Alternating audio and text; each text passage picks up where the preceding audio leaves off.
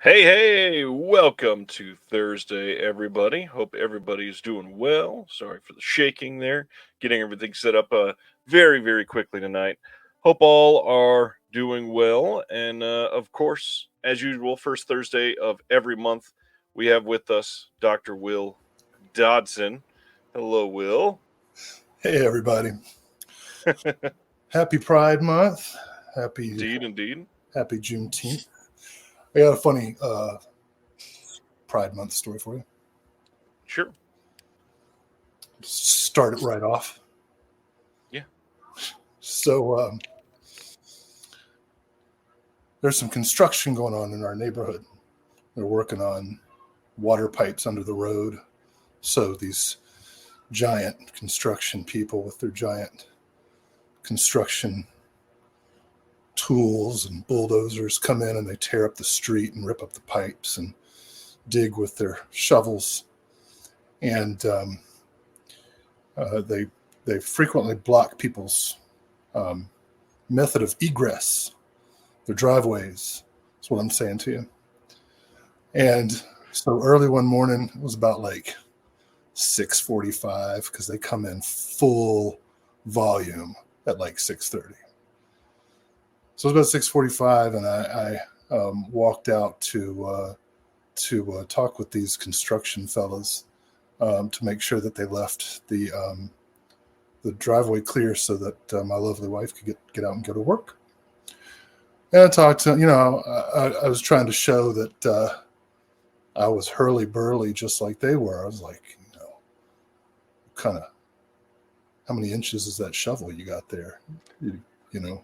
Are you using a flat shovel or a tapered, that kind of stuff? When we talk about tools and they're kind of laughing at me, I'm like, yeah, I'm a geek, whatever. So I turn around and I head back. I got my coffee in my hand. And, I've got a lot of students who love and adore me, and occasionally they'll give me gifts. And so I get back in and I see my reflection in one of the windows and realized that I was wearing one of those gifts, and it was this.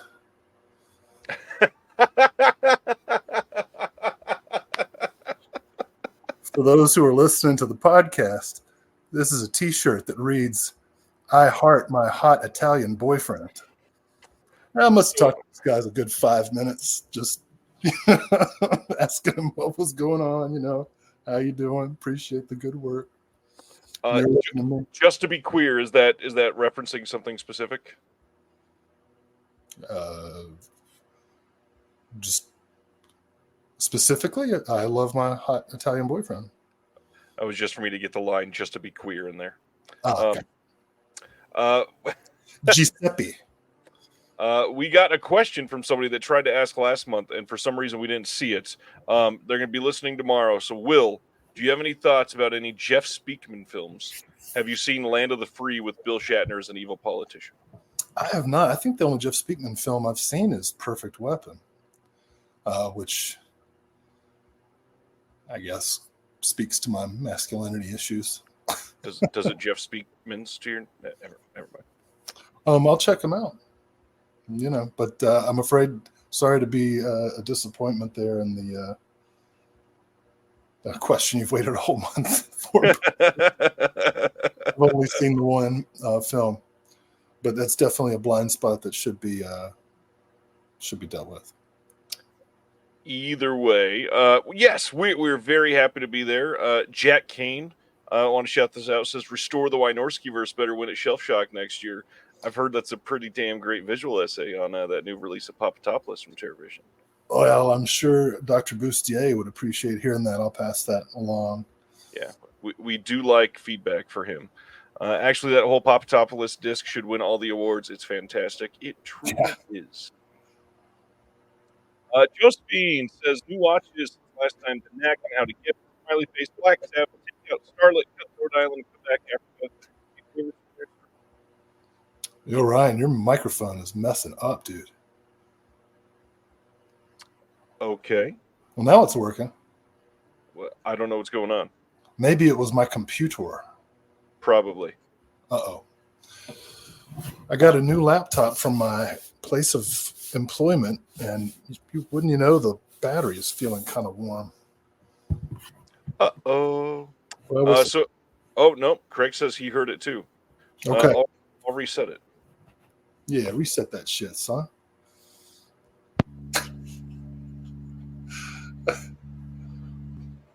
I feel very beige in my setup here. It's a pretty beige situation.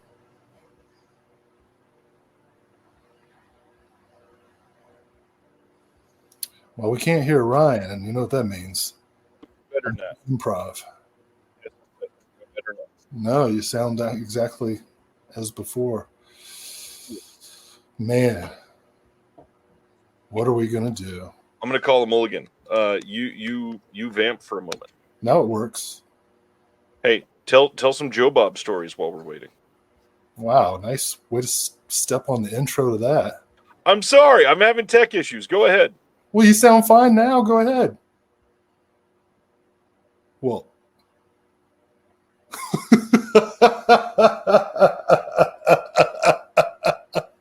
I don't know why, but I wish that was so funny watching you just pull out another microphone, like.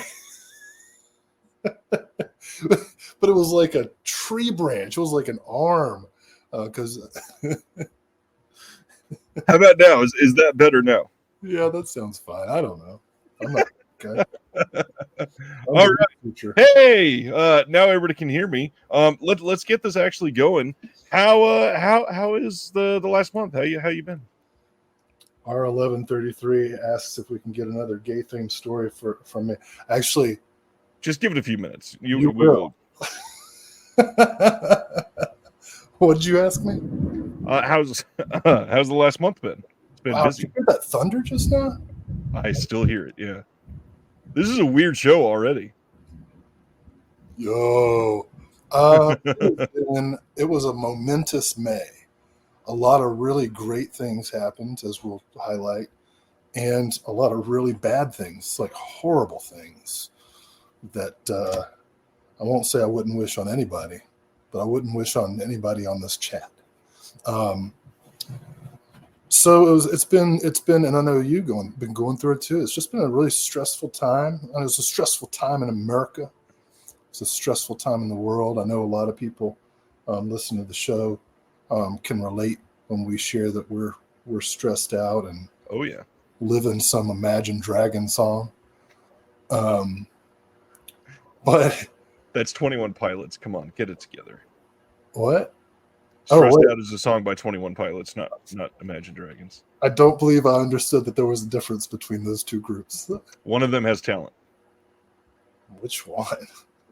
Which one's the one yelling all the time? Like they rap and then they yell. That's 21 Pilots. Okay. And then what's Imagine Dragons? Arena Rock.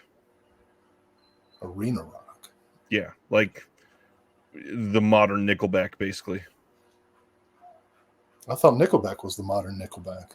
Nah, they're a little past their prime. Wow. With inflation. Anyways. What was this saying? You know, I know this is cliche, but it's like the sun comes up and you start over. You know what I mean? And I am very excited to share some of the wonderful things that happened this past month in film and cinema and whatnot. Imagine Dragon. Okay, so 21 Pilots are the ones that are like blippity blippity hippity hippity. Let's not. I'm gonna have to look up the Imagine Dragon then, because I thought that I knew what they were. Anyways, first thing we want to talk about tonight before we go into pickups and recent watches, pretty momentous thing for someone's favorite productions. I kind of figure we should probably lead up with that. And any fanfare you want to go before I share the picture? Well, there's better pictures. But yeah, we got a pretty cool story that I think Ryan alluded to, well, I guess posted about earlier this week. So yeah, pull it up there. So that's my living room. And how should I tell the story? So, and we've never announced this was happening, right? Nope. And this has been in the works for quite a long time now. Yeah. So Joe Bob Briggs, he's always touring somewhere, doing a show. And he announced a show in Durham, North Carolina, where he was going to do a double feature of Bubba Hotep and Donnie Darko. And it so happened, can I say? Yeah, it's been announced what this is for, right? Yeah. Okay. And so since last summer, we've been working on some stuff for Gatorbait and Gatorbait 2 Cajun Justice for TerrorVision. And so I just sent a message to Joe Bob's assistant saying, hey, we're doing a thing for Gatorbait. Would love to interview Mr. Briggs if he's available. If he'd like to do it when he comes to the Durham show, I'm going to be at the show. I have a ticket and everything. And he said yes. So I was very excited because I've been to some shows and gone through the autograph lines and shaking hands. And each time I say, hey, I'm one of the guys that edited American Twilight, the son of Toby Hooper. And he's like, oh, yeah. How's it going? How's it doing? But this was the first time like actually sitting down with him in person. So I was very excited about this interview, very nervous. Well, then we get to the week of, and Joe Bob's assistant reaches out to the venue to set up a time for us to do an interview, like in a back room or somewhere. And the venue, for whatever reason, was unable to accommodate. And eventually just there wasn't any possibility of the interview happening. And so we looked at the hotel we were staying, but that was going to charge a bunch of money to use a room. And, the interview was scheduled for a Saturday, and up until like that Thursday night, I thought it's going to get canceled. So I go for the Hail Mary, which involved me saying to Stan Geezy and I did a Zoom stream with Joe Bob like 2 or 3 years ago about and that was the first time interviewing. So I sent a message and I said, listen, this is very unusual. I know that. If it's not comfortable, no problem, but I'm just looking for a solution. I happen to live very close to the venue. I could pick him up from the hotel. I could have the crew have a set ready for him to just step out of the car, get in there, do the thing, and go take him straight to the venue.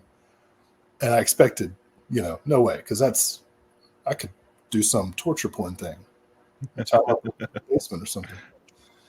And he said, sure. And so I show up to his hotel and I'm waiting for him. And he comes down the hallway in that jacket. And the guy at the front desk of the hotel goes, damn, I like that jacket. And we walked out to my Subaru Forester, which I had detailed the day before frantically. And took a car ride about 30 minutes to the house. Walked in, I had a crew, everything was set up. He sat down in my lawn chair that sits in my lawn, and we did an interview for about an hour. He was very expansive about it, and then he very graciously signed autographs for all the crew, which included Rock Chudson, who came in to check it out. He talked to him a little while. He's got a friend who helped co-found the North Carolina School of the Arts, which is just down the road from UNC Greensboro. So he talked because most of my crew were UNC Greensboro media studies students. So he talked to him for a while, and then we rode another half hour in the car to the venue. And here's the funny part. Well, I mean, it's already hilarious, right? Because like, what the hell? He's just coming to my living room.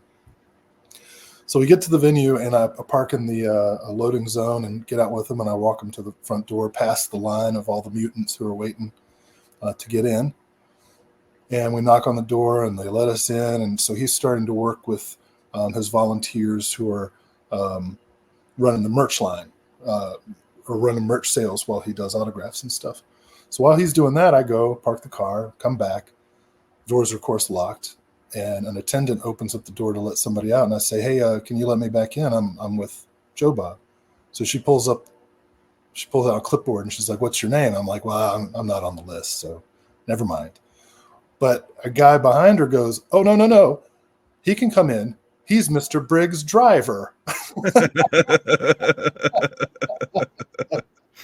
So, got to go in and do the sort of VIP area.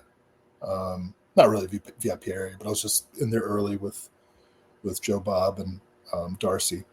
And it was just, it was a great day. He gave up really 3 hours of his time total, which is a lot when you're, 71 years old and about to sign autographs there were almost 900 people at the show. Yeah. And he stayed for every single person, as he always does. So he was very gracious and very kind. I have some more stories, some more details of our conversations off camera that I think we'll share at some point, make a video for the Patreon. Is that what we're going to do? Yeah, something like that. And I will say the only sad thing that happened that day, of course, is that Roger Corman passed away that evening. But it was it's a sad moment, but it was a wonderful moment, because when Joe Bob was informed, he stood up and stopped the autograph line, and he told everybody there that Corman had passed away and that he was an icon of American cinema and a great man and a friend. And he had all of us share a moment of silence together. And then he resumed signing autographs, taking pictures, and great guy. Stan points out Joe Bob's a tall man. I'm 6'3", and Joe Bob's at least an inch, maybe two taller than I am. Joe Bob is about the same height as me, I believe. Yeah, he's a tall guy. Vanderbilt man. Yeah, so couldn't be happier. So grateful to Terror Vision for supporting it. And of course, Joe Bob and his assistant Tracy for setting it up. And I guess thanks to the venue for not being accommodating. It worked out pretty well for me. Yeah, so it's a real dream come true. I'll share one story. No, I'm not going to share any stories. There's the crew. All right there in the middle. I want to give a shout out, Nealon, to Maya. She's the director. Everybody in that crew did great. I mean, they dressed that set. It looked really good. There's a lot of little Easter eggs in the background, in and out of focus, that you might be able to see when the interview does finally come out. So we don't know exactly how that's going to pan out. Gator Bait is going to be a 2 4K set. It'll be the Gator Bait and Gator Bait 2 together as a double feature. It'll be either one long interview or two, depending on how we edit the whole thing out. But it's going to be a stupendous release. They've got a lot of stuff coming on here. Hey. Yeah, which is amazing. Yeah. All right. Are we allowed to say any of the other special features? No, not yet. Okay. Next order of business before we get into pickups and recent watches. In the last issue of the Physical Media Advocate, there was a giveaway listed for a brand new 4K release of Frivolous Lola. Wow. This is from Cult Epics, of course, recent release. There was a simple question that you had to answer and send the answer to an email address. And of all of the entries that we got one winner picked tonight. That goes to John Allo. Just so you're aware, if you are listening, I will be reaching out to you via email. You're going to get Frivolous Lola, and then also I'm a little too generous, so I'll probably throw in like 3 or 7 things of my own just to make you feel special. So you got that coming to you. Thanks for everybody that entered. Thanks for everybody that keeps reading the Physical Media Advocate. There's so much in there, but that last issue was special. We're going to talk about the next issue in just a little bit, so I won't say too much about that just yet. You know what they say about John Allo? What do they say? Very soothing. Very soothing. I thought you were going to say Vera soothing. What's going on, Key-Ray? Yes, Gatorbait 2 is absolutely worth it alone.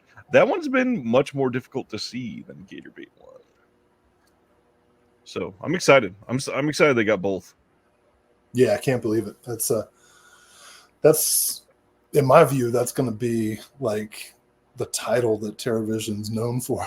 At least for this year, it'll be one of the few big ones. I mean, they already announced we got Big Top Pee-wee coming this year too, so that's a big deal. Hey, why don't you share some things you've been watching?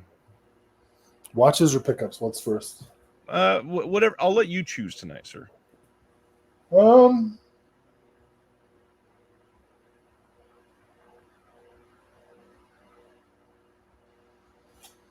Okay. I'm gonna start with watches then. So I recently did a Deaf Crocodile double feature of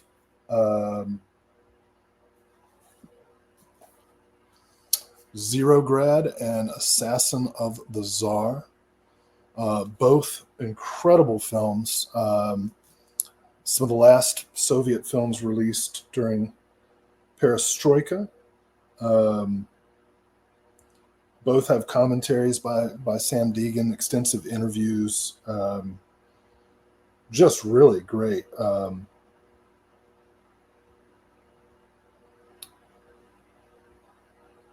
Yeah, that's all I'm going to say. You're going to say this is great for TV. These are, yeah, I'm sorry. I was trying to decide what to say about them.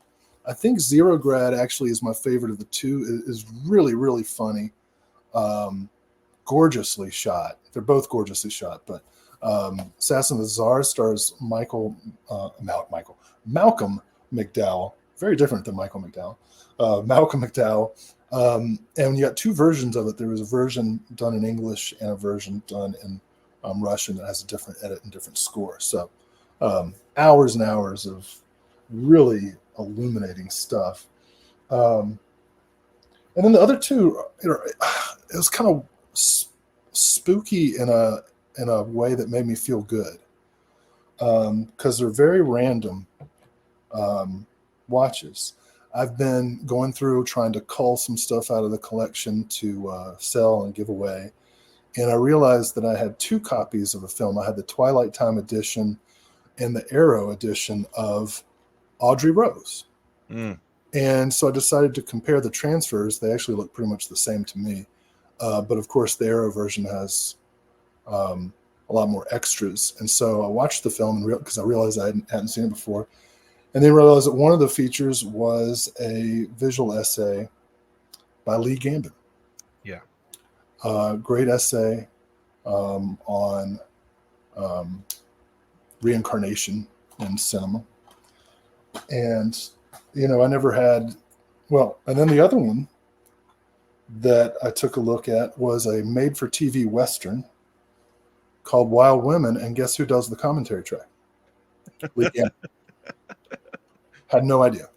And so, I never had the pleasure of meeting or working with Lee Gambin, but obviously, like everyone, I've been influenced by his work. I've published stuff on some of the same presses that he's published on, and so as a result, been familiar with his catalog, read his work, and we're about this. He's actually a little bit younger than I am, so it was a great shock, and it's been somewhat of a consolation, I suppose, to see the wonderful tributes that have been coming out to him.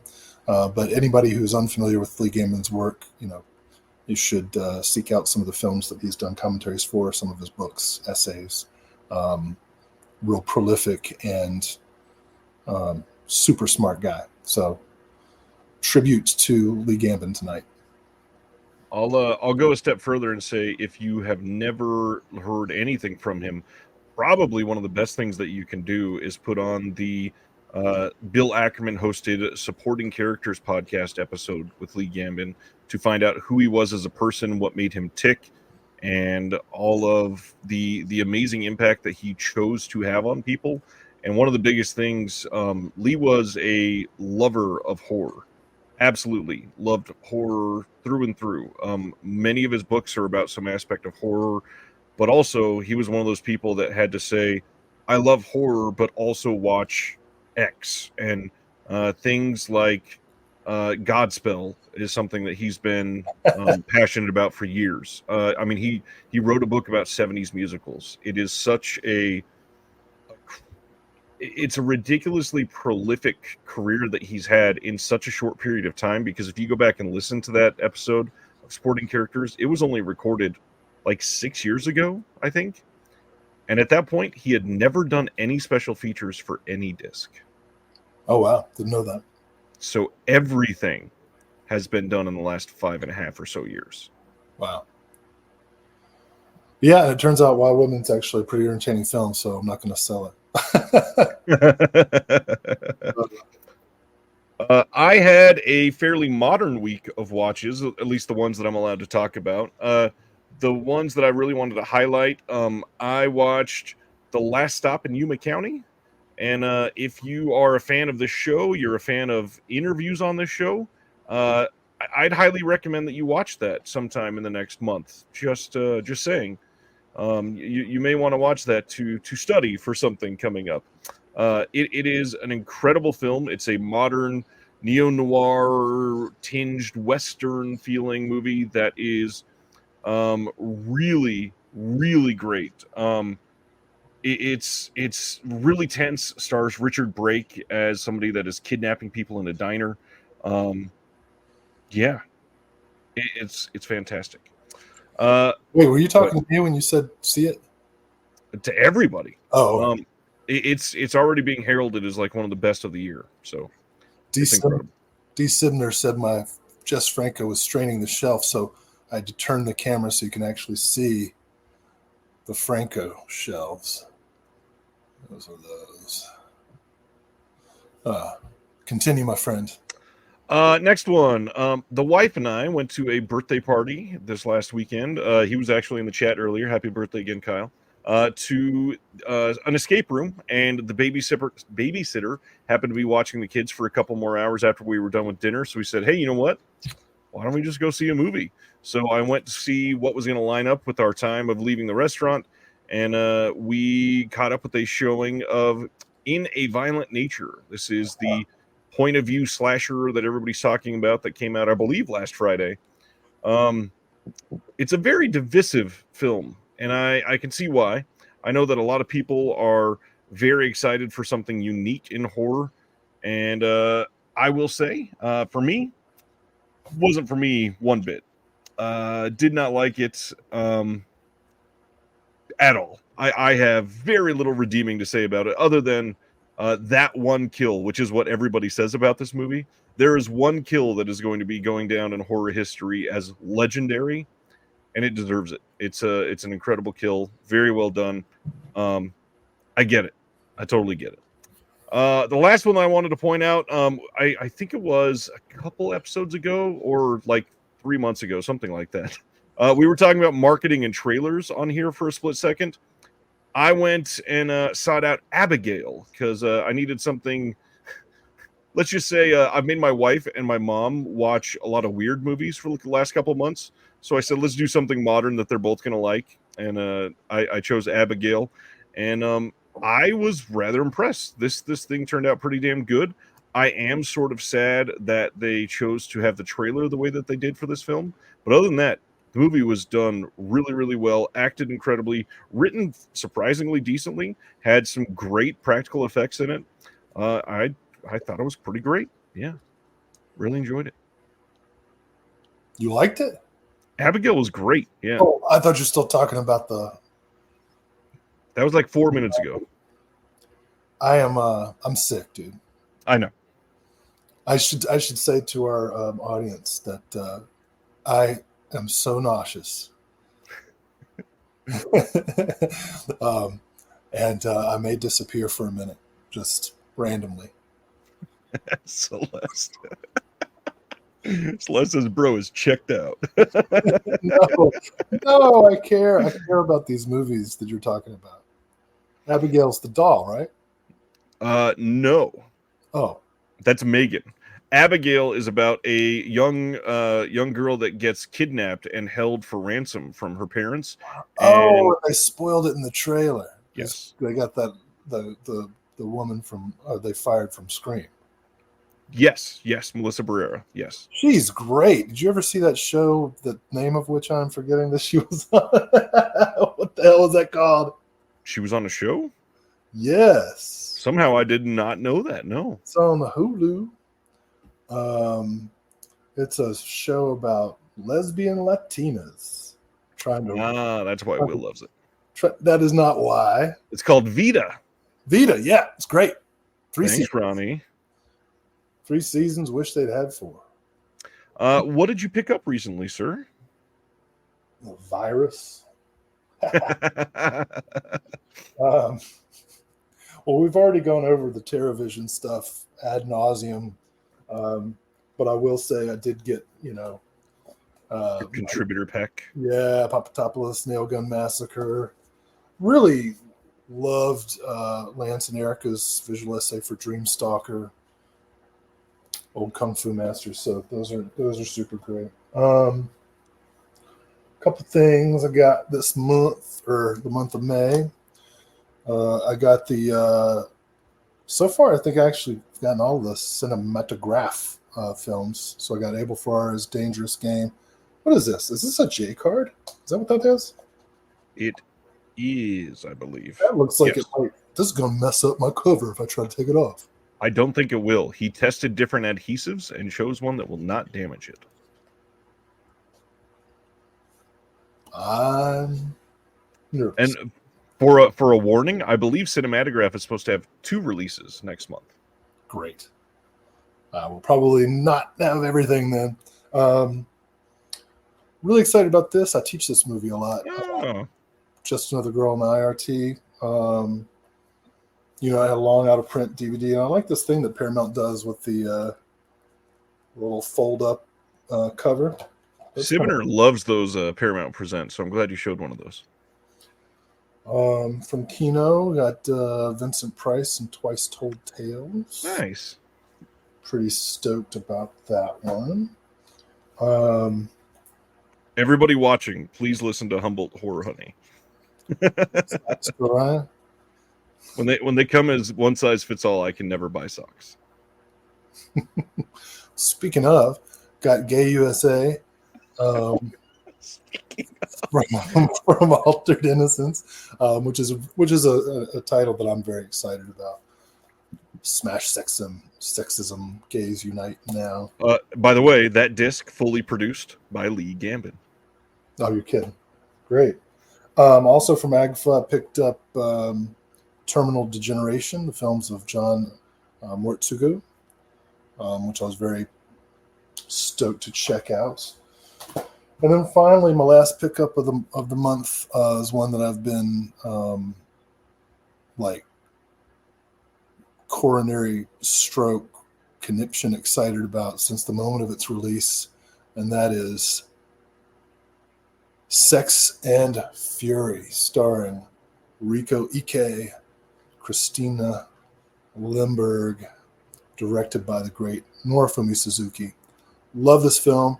I immediately compared it to my out-of-print DVD, and I can say that this does look quite good. Wish it had some extras, but I'm just glad it's here. Nice. Sex and Fury, love it. Well, speaking of things that Will loves, like Sex and Fury, Lena Romay in Sex Apocalypse from Wanda Macabro, Have not talked about that yet. Got that in. Want to highlight love to another up and coming Australian contributor with Welcome Home, Roxy Carmichael. This is the first time this has ever been on HD anywhere in the world. This has a new visual essay by Suzanne, which is a friend of the imprint cast that I've been on a few times. Can't wait to watch that. And then we're going to be talking about them tonight, and not enough people continue to purchase from them. So I really want to highlight Fun City Editions continues to do incredible work. And this is one of their newest ones, Seeing Red, 3 French vigilante thrillers, which is supposed to be great. This whole set is quite heavy because it is 3 different discs. You've got the disc tray on the inside and everything. And it does come with a limited booklet, and the booklet's pretty decent. It's not full of a ton of pictures. It's got some good writing. Yeah, this is a great set. That's awesome. John Peters mentioned that wish they kept the old commentary for Sex and Fury. That's why I got to hold on to my long out of print, transparent slipcover DVD. See, slipcovers have always been a thing. Yeah.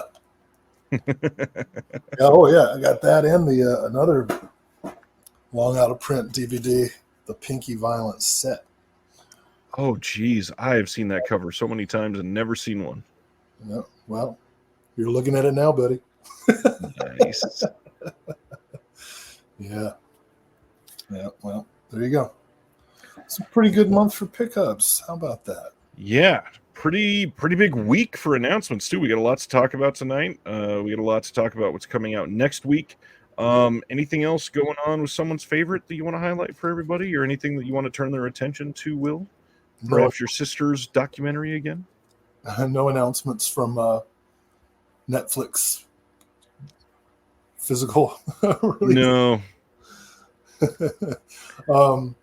Madhu, which is available on Disney Plus, is pretty good documentary. I'm really impressed with it. It's I hope we'll get a physical release, but I hope any of you who have access to Disney Plus will check it out, because I think it's pretty amazing achievement. I'm really proud of her. I will put the name of it again in the chat, just in case. M-A-U. Yeah. One more thing that we got to announce. Will and I are making a trek across the country. We said we were going to talk about that tonight. No, we didn't. Yes, we did. It was supposed to be a surprise. We said we could. We'll talk about this later. No, we did say we were going to have to talk about it tonight. Hey, Will and I are going to Southern California next month. Is that where it is? That's what it is. It's in Southern California? Very much so, yes. Oh. Will and I are going to LA next month. Going to be there for a little over a week. Going to be seeing a bunch of people, including Craig and Dennis from Deaf Crocodile. Got a lot to do. If you live there, or if you are around there or anything, let us know. We're going to do our best to try to meet up with as many people as we want. If you want to meet up with us, including this gentleman, Ryan, you better reach out, because we gotta do something. Jeremy. Oh man. Yeah, we're excited. We got a few things that we're gonna do, some things that we're not gonna talk about, but yeah, it's gonna be a fun time. It's gonna be exciting to meet people like Stan. Did you really not tell Jeremy? No, he's fucking with you, and you're falling for it. Oh, that must. Well, I got a joke for you, buddy. Yeah, I'm gonna be excited to get out there and see Stan again, Julius. Might visit my sister at some point. Yeah, maybe.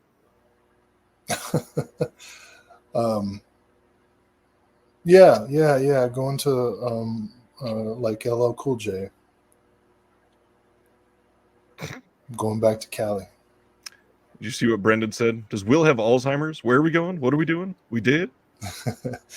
Yeah, I don't know. I'm going into the doctor tomorrow for a procedure. We'll see what they say. And now everyone's gonna be super worried about you. Anyways, anything else we wanted to do before announcements now? Is there anything we can say about someone's favorite? I think that might be all we can talk about. I think so. I'm going to a writer's retreat next week. It's exciting. Yeah. It's not, I mean, I'm excited about it. The actual retreat's not exciting. You get locked into a room for these 3-hour sessions and they're like, work. And then, I just thought, I guess we could kind of tease. We did another big interview fairly recently too for someone's favorite.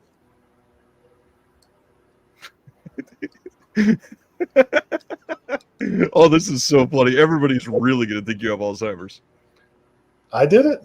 Yes. Is that the rock and roll thing? Yeah. Yeah. For certain people, that's a huge interview. Yeah, well, we can't talk about that one yet, can we? Nope. That's why I just said we can tease. We did a big interview. Yeah, the rock and roll star.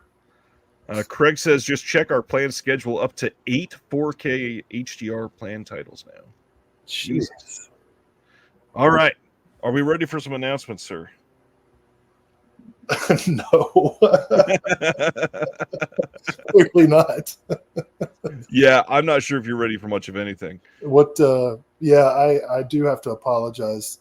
I mean, I'm normally pretty close to this, but I am on a medication that causes nausea and mild sedation. I said we could have somebody else do this. Because I got to go to the doctor tomorrow. And they're going to tell me something's wrong. This is one of the funniest jokes in a long time. Reggie, thank you for this. He asked if the interviews with 21 Pilots. They walked out because I kept asking him, how do you imagine a dragon? Oh, man. Oh, that was really good. Hey, while I run through... Which one did the video with Dolph Lundgren? I have no clue. Yeah, they did a video with Dolph Lundgren. Oh, you know what? I forgot to say. It was kind of, you know what? I saw D. Sibner's face last week. You did? And not as I pictured it. D. Sibner's handsome. Speaking of queer-coded stories. I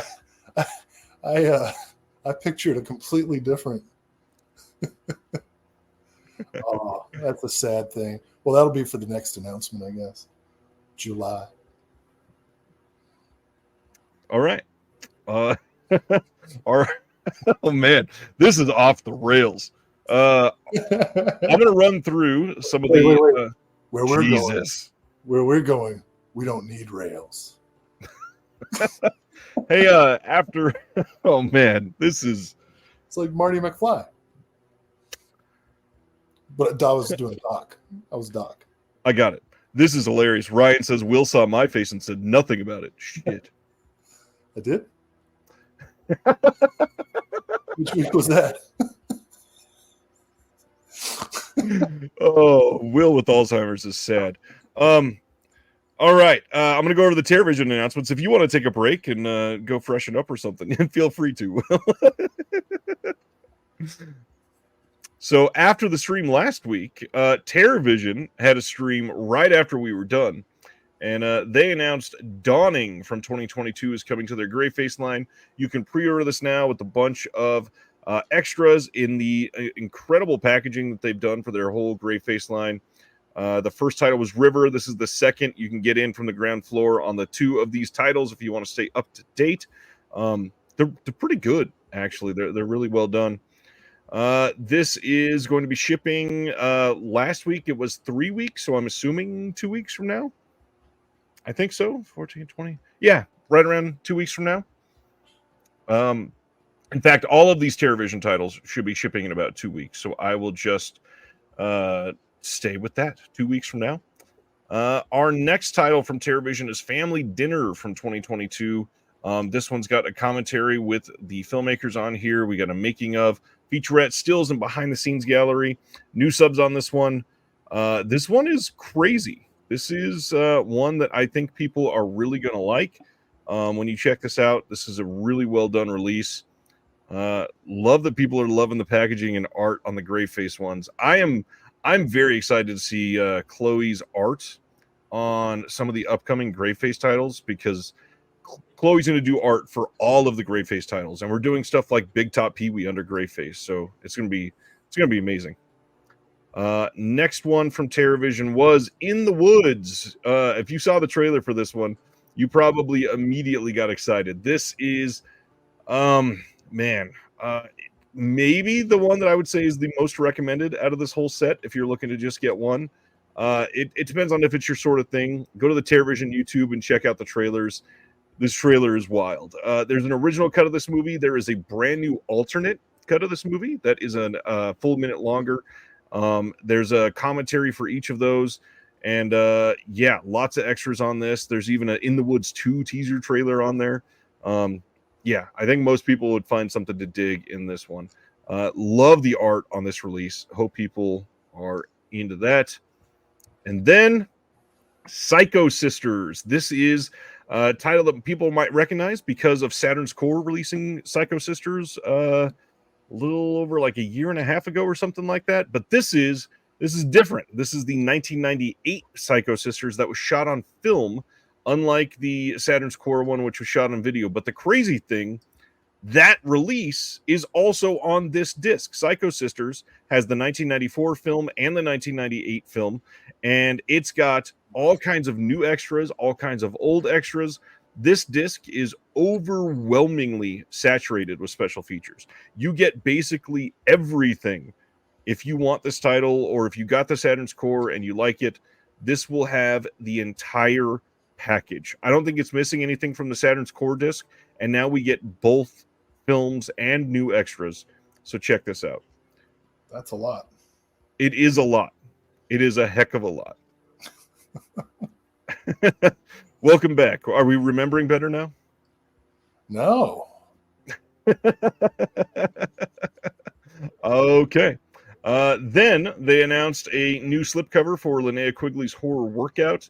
The first one sold out way too quickly, so they wanted people to get another chance at a slipcover for this one. Jimbo says, watched Greyface's River last night. Excellent film and disc. Hey, we're on that disc. Thanks for checking that out. Then they also announced a brand new slipcover and a brand new release of Video Violence. This one had been released under OCN, but they had not been printing it anymore because they were not under OCN anymore. So now you can get Video Violence again, and now this time in this fancy original art slipcover, which personally I think is a lot better than the original box for Video Violence. You also got Video Violence 2 on the opposite side, and it comes with a new booklet. So even if you got that original release, you got a reason to check this out. There's some good writing in this booklet as well. Cinema. Yeah, you check this one out. Did you like these? I have not gotten through them just yet. But okay. I know a lot of people love these titles. Yeah. Yeah, that's it for new stuff from TerraVision, but also they announced that in June they're having a promo on shipping. There is free free US shipping at $99, free Canadian shipping at $149, and free anywhere else in the world shipping for $199. You just got to put in a promo code USA, Canada, or ROW for rest of world, and then you can get free shipping if you're spending that much. They don't do that very often, and shipping is hell. So if you are international, load up right now. And if you want even more of an incentive, they quietly went in and lowered the price of a bunch of titles, especially ones that came out last year. So if you are missing stuff or have just never bought stuff because you were waiting for the right time, this might be that time. I mean, free shipping and lower prices is a really great deal. I also got that SOV starter pack. Yeah, super cheap. You can get 10 SOV films for like $140, right? Yeah, something like that. 140, or then with slips it's like 180. I'm not sure. Something. Yeah. Either way, it's a pretty incredible price. Check them out. Anything else about TerraVision? Hey, you got to meet Ryan Grayface. Oh yeah, me and Mr. Chudson went to the Carolina Fear Fest in Raleigh, North Carolina, where we got to meet Ryan Grayface and Chloe in person. Yeah, we talked to them for about 3 hours. They were so nice, and got to see from afar Heather Langenkamp and Kelly Maroney. Unfortunately, Bill Moseley was there, but some dumbass on a motorcycle like ran him over. Hit and run too. Broke his, that's typical for Raleigh. I'll tell you what, all these out of town people moving in. But but it was great. Ryan and Chloe could not have been nicer. I was so nervous to meet him, but Chloe came out and like brought us in up to their table, and it was so cool to see these releases on display, knowing that we had worked on them, and it was good spending some time with Mr. Chudson, whose company I enjoy greatly. Stan says, is asking me if I'm jealous of almost every aspect of your life, Stan. So that's so cool. Every week, Stan says something that somebody goes, "What the hell?" I know. Well, Stan's had a life, man. That's one of these days you're gonna have to do a memoir. I have already made the promise that Stan is going to be on my channel for an interview. I'm just counting down the days. Cool. All right. Next is the next announcement from Imprint TV, which is Randall and Hopkirk Deceased, the complete series from 1969. Once again, Imprint goes above and beyond so much on their TV stuff that all of their extras would have to take up like 8 or 9 different Instagram posts. So I couldn't even list a quarter of them. If you are into this will be the definitive release of this, no matter what. It's pretty overwhelming. I've never seen this. Have you ever seen anything from this? I'm going to assume it's British based on how long those people's faces are. Yeah, that's what they've been doing a lot of their TV stuff. Yeah, I never heard of it, so somebody will have to educate me. Cool. Get me Amanda Reyes. Let's talk about Arrow Video. August 26th on 4K in the UK. They are doing The Silence of the Lambs, and this is going to come with a new commentary by Elizabeth Purcell, Kata Mark Gardner. We've got the old Tim Lucas commentary on here.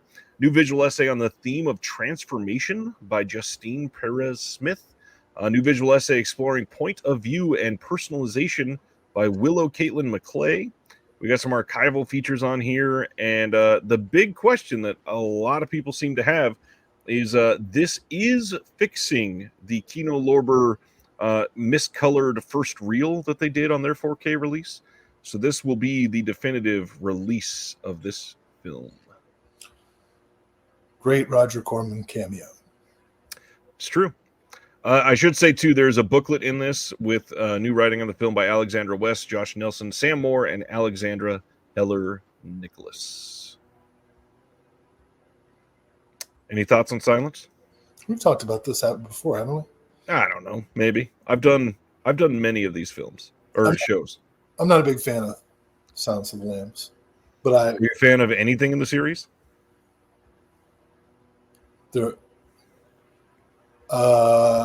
I saw Manhunter. It was okay.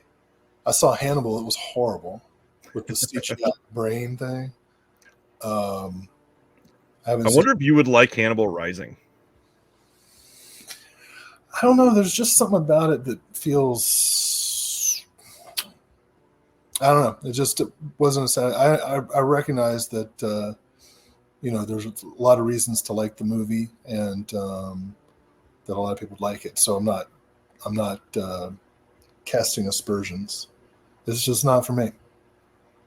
I like them all for some reason, even Hannibal Rising, which is not admittedly, objectively not a great film. It's got weird, incestuous storylines and weird scars, and yeah, that movie is insanity. Then they're also doing this very different site exclusive slipcover. Look how different it is when I go back and forth. Look how much changes. I can hear the lamb screaming, Clarice. Is that what he says? Yes, that's it.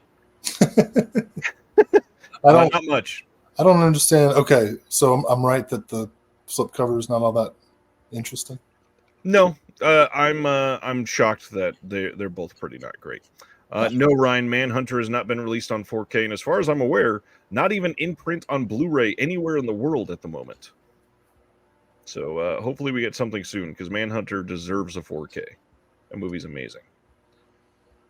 Next up is Heathers, coming in 4K in the UK on August 5th from Arrow. This is the 1988 Winona Ryder, Christian Slater joint. We've never talked about this one. How do you feel about Heathers?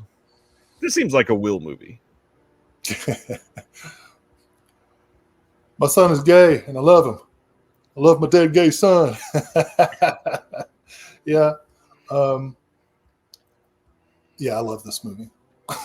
This movie's amazing. The dialogue is great. The ending is insanity. Yeah. Yeah. Pretty much everything about this movie works for me. It's, to me, the ultimate high school movie. Could you even make this movie today? Definitely not. Not with that same ending. Oh, yeah. I didn't even considered that. I was just thinking and stuff. Yeah. But it really captured what the 90s were going to be.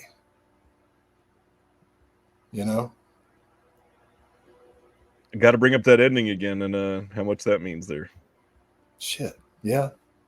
I mean, it's a big part of what the 90s were too. Yeah. Unfortunately. Yeah. I agree with everybody in the chat here that's loving this. Next up is a site exclusive slipcover for Heathers, which again, like, not one I would run out to get. I don't really love either of these slips, I gotta be honest. Well, that looks like the old DVD cover. It's just, I believe this is the original poster. Yeah. That's okay. I'm not gonna go like. You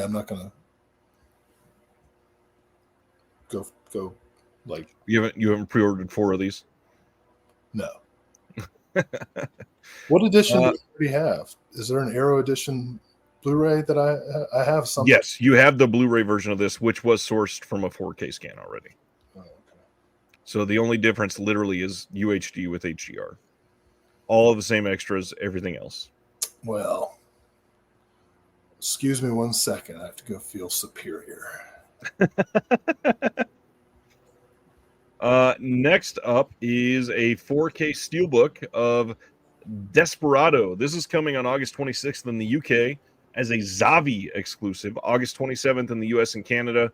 This is coming when we've been hearing about stuff like this coming for about 3 years. I even literally the week before this announcement had teased that this was coming without knowing that it was about to get announced.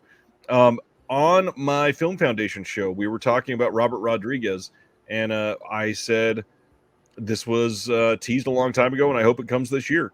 So we're going to talk about Desperado and the rest of the trilogy in just a moment.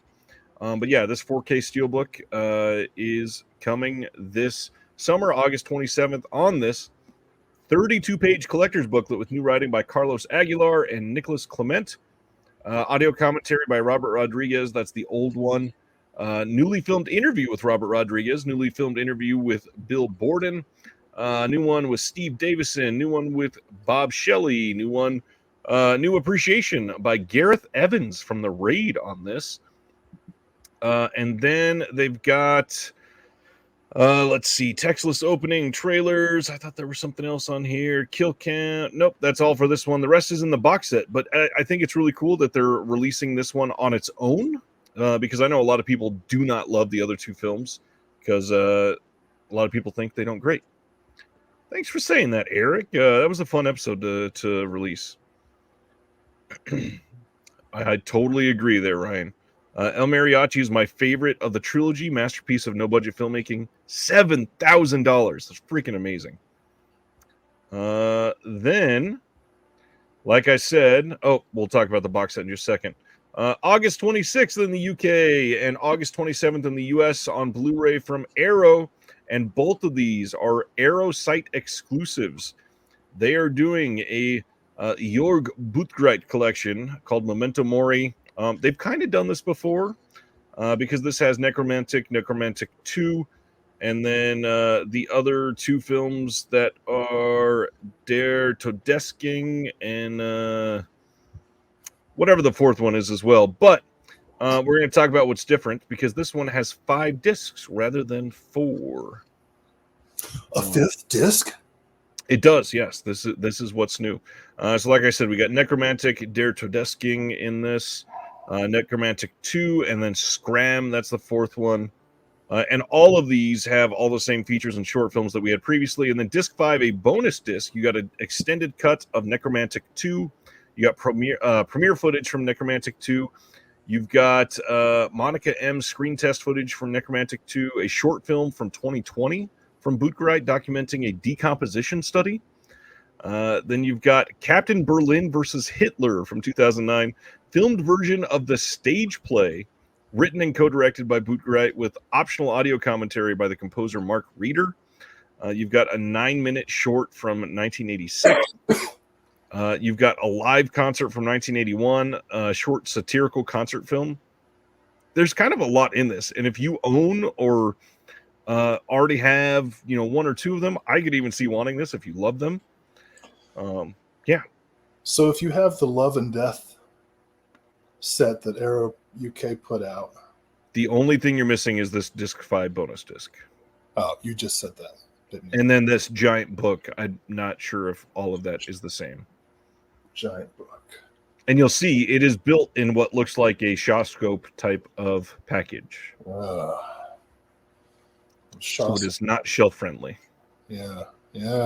Okay. And now that I brought it up, I should say Arrow is announcing Shawscope Volume 3 tomorrow morning, so be prepared for that. You'll be able to pre-order. It will be releasing in November. All of the titles have leaked, but we will be discussing that next Thursday, not this week. Just wanted to give everybody a heads up for that if you want to pre-order in the morning. And keep in mind, when I interviewed James from Arrow Video, he did say this one would be much more limited than the first and second volumes, because those hung around for a lot longer than they wanted them to. Yeah, but that means they went on sale to prices that I could afford. Unfortunately. There's a tension between the modern collector and the label, you see. Indeed. Lucky McKee, who is the director of The Woman, is having his film come out on 4K from Arrow Video. What's crazy is the first time this came out from Arrow, they did not have the rights to do Offspring in the US, and now they are doing The Woman and Offspring both in 4K in the US and Canada and the UK. August 26th in the UK, August 27th in the other two locations. All the same extras as previously, just in UHD. Now, so The Woman is a sequel of sorts to Offspring? Yes, and then there's also a third film, actually. But McKee did not direct Offspring, right? Nope, he did not. He only came in and directed The Woman, which, by every account, is the best one in the trilogy. Unless Offspring is your favorite movie. Yes. Which someone must feel. I would imagine that it probably is someone's favorite movie, yeah. So everyone doesn't agree. Oh, Will. I know one thing we can agree on. I knew that you were going to make that joke. Nobody gives a shit about this announcement.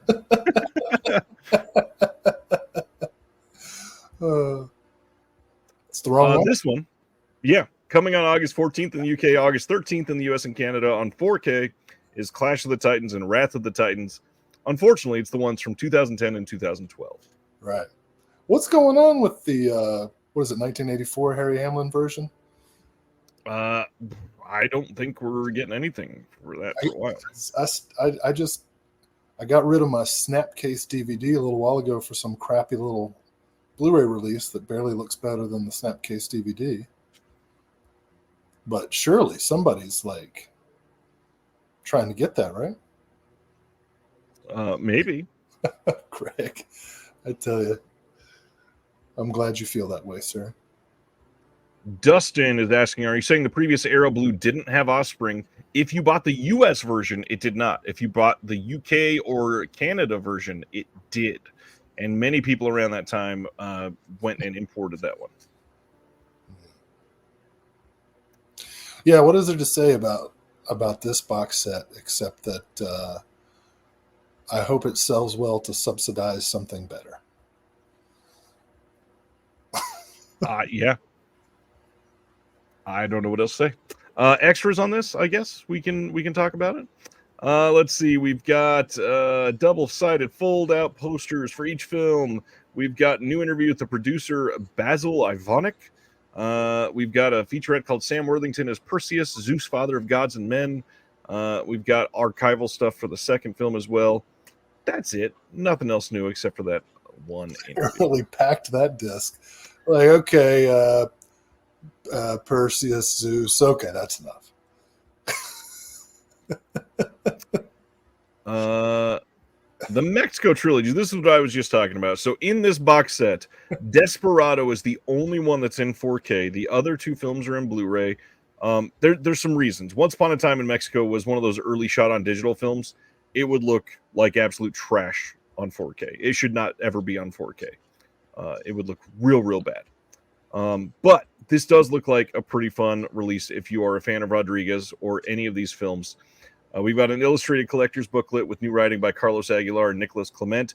That's the same booklet that's going to be in Desperado, most likely, I would imagine. It would kind of seem odd if they were printing multiple copies of different types of books for the same set. Then we've got a new interview with Rodriguez on El Mariachi, new interview with Carlos Gallardo on El Mariachi, new featurette on the music of El Mariachi, and then some archival stuff, including Bedhead, short from 91 by Rodriguez. On Desperado, I already named everything. And then on Once Upon a Time in Mexico, we get the commentary, new interview with Rodriguez on that, Troublemaking, a new interview with the visual effects editor, and then plus a bunch of archival featurettes, including the cooking video that Rodriguez did on one of these films, on one of the old releases. My old bandmate used to do an impression of Tom Waits singing the Eagles song Desperado, and it was one of the funniest things I've ever heard. He would go, I can't really do it, but he would go like, Desperado. Anyway, it was great. I wish you could hear it. I don't know. I think I might. I hope he's still living. We hadn't talked in 20 years. But he did a great impression of Tom Waits singing Eagles songs. Oh, Bedhead is a fun short. It stars his younger siblings, says Ryan. Yep. Are you a Rodriguez fan at all? Have you liked much from him? No. You know what, though? And this will probably surprise people. You know what I really like? From Dusk Till Dawn. I think that shit's great. But no, I can't think of any Rodriguez film that I've liked outside of that. You don't like The Faculty? That was all right, I guess. I watched it again recently to like decide if I liked it, and I was still left kind of. It was okay. Yeah, all right. I like The Faculty. I do not. It's nowhere near as much as I like From Dusk Till Dawn. Chris, it says Will sounds fine now. That singing was amazing. Right. You know what's funny is I was the vocalist of our band. Oof, we were terrible. No, we weren't. We were okay. We were all right. We were called All right. We were called Arbus after the photographer Deanne Arbus. Hey, I'm going to go to the next title. Film Treasures in the UK is releasing Dawn of the Mummy from 1981 on Blu-ray. This is coming in August, and this is one that people have wanted for a long time. The original negative was thought to be long lost, and it is. There was, however, a surviving 35 millimeter German and Spanish set of prints that were located, and they had some damage, but a composite was made from them, and that allowed them to get the complete film, including all of the gore that wasn't seen on one of the previous releases, to be scanned in 2K, cleaned up, restored as much as possible. I don't know if the audience has noticed this, but Ryan just froze. I think that's just you, my friend. But I didn't freeze. I was still moving. Neither did I. No, but I didn't freeze on camera. Neither did I. You totally did, dude. Leave it to the chat. Dallas is asking, is this coming in the U.S.? We have no information on that, but you can get this from Orbit. They will be selling it. I'm sure Diabolic will have it as well. Yeah. Have you seen this one? I've not had a chance to see this because this was hard to find. No. This is going to have a whole bunch of new extras. We got a new commentary with Kim Newman and Barry Forshaw on this. We got an archival commentary with Frank Agrama. New video essay on Frank Agrama by Eugenio Ercolani, friend of the channel. Critical appraisal of the film by Stephen Thrower. Daryl Buxton speaks on the Mummy films, and then there's an interview with Sergio Rubini on this. Ercolani worked quite a lot on this release, and it's supposed to go great. Will, you are allowed to go to bed if you need to. Why is everybody... Because they can tell you're uncomfortable. I don't feel good, but, you know, the people expect on the first Thursday of the month. They don't expect you to come in here and not do well, though, and not be okay. Oh, wow. So I'm also not entertaining? Is that what you're saying? Not do okay physically. No. Summoner just texted to say he could jump on if you need to leave. Oh, okay. A little showgirls moment. You think I don't know what you're doing, Nomi? Oh, man. That's really funny. Jimbo says Ryan did not freeze, so thank you. Well, Jimbo's the only one who says so. Then Kino announced Gung Ho coming on Blu-ray eventually. This is the Michael Keaton film from 1986. This is one that's directed by Ron Howard, and a lot of people thought would never come to Blu-ray. Have you seen this one, sir? Is that the Union movie? This is maybe. I've not seen this one. I think I saw it on TV one time, but I can't recall. Everybody's lined up against me now. All right. Moving right along. Hey, Def Crocodile, who's in the chat right now. Their subscription is available on Diabolic DVD for the entire month of June. You can go now if you want. You can open up in a new tab and go pay for a subscription now. You can do July through December. That's right. It starts in July. So if you want their first Diabolic exclusive title, which is the King of Stack, I believe it's what it's called. That's not the right title. I apologize, Craig. What's that? What's the whole title? Because I got this wrong last time too. It is Romero. Yeah, that Romero is the new name of the crocodile. Simner thought I said Def Pocket Dial. The Savage Hunt of King Stack. That's what it is. I always forget there's two more words in there.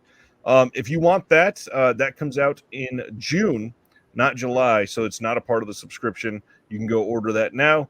6-month subscription from July through December is $230, and that includes free shipping for all of those months.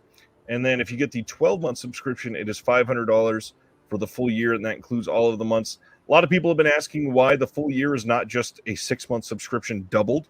The second half is going to have potentially a box set, more 4K releases, and just overall more expensive titles. And if you go and get another 6-month subscription in December for the following 6 months, it will be much more than $230. So don't think that you're getting away with something, unfortunately, or have something to complain about. It's just they're planning bigger releases.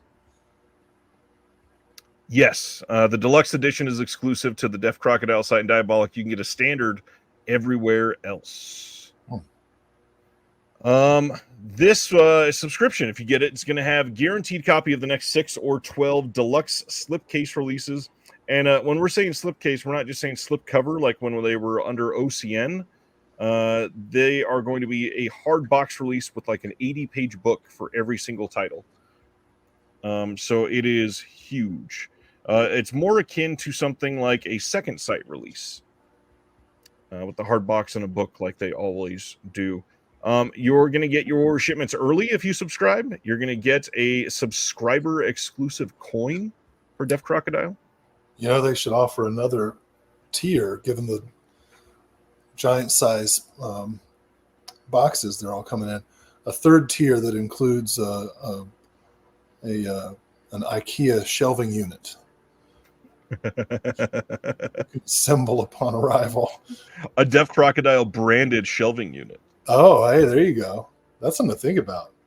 Actually, I think places like Diabolic and Orbit should consider selling branded revolving towers or something.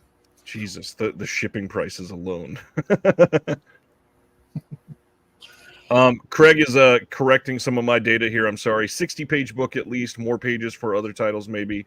The boxes aren't as big as the second sight ones, but they're that type of release. Correct, Sandro. If there are more than 12 releases, the other releases won't be free, but you'll get a coupon code to get them discounted. The deluxe editions start this month in June with the Savage Hunt of King Stack. Anything else that I need to go on? All of the shipments will include a random movie trading card, and then you're gonna get.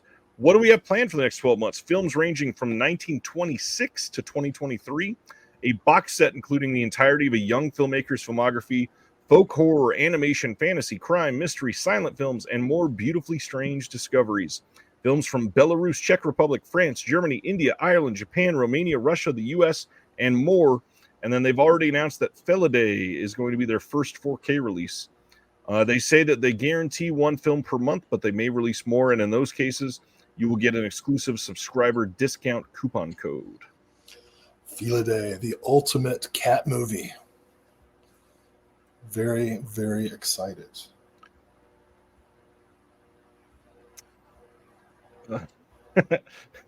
Again, I got more wrong, I guess. June is Ruslan and Ludmilla, and the Savage Hunt of King Stack will be early July, but it's not included. I don't know. I'm sorry, Craig. I butchered that.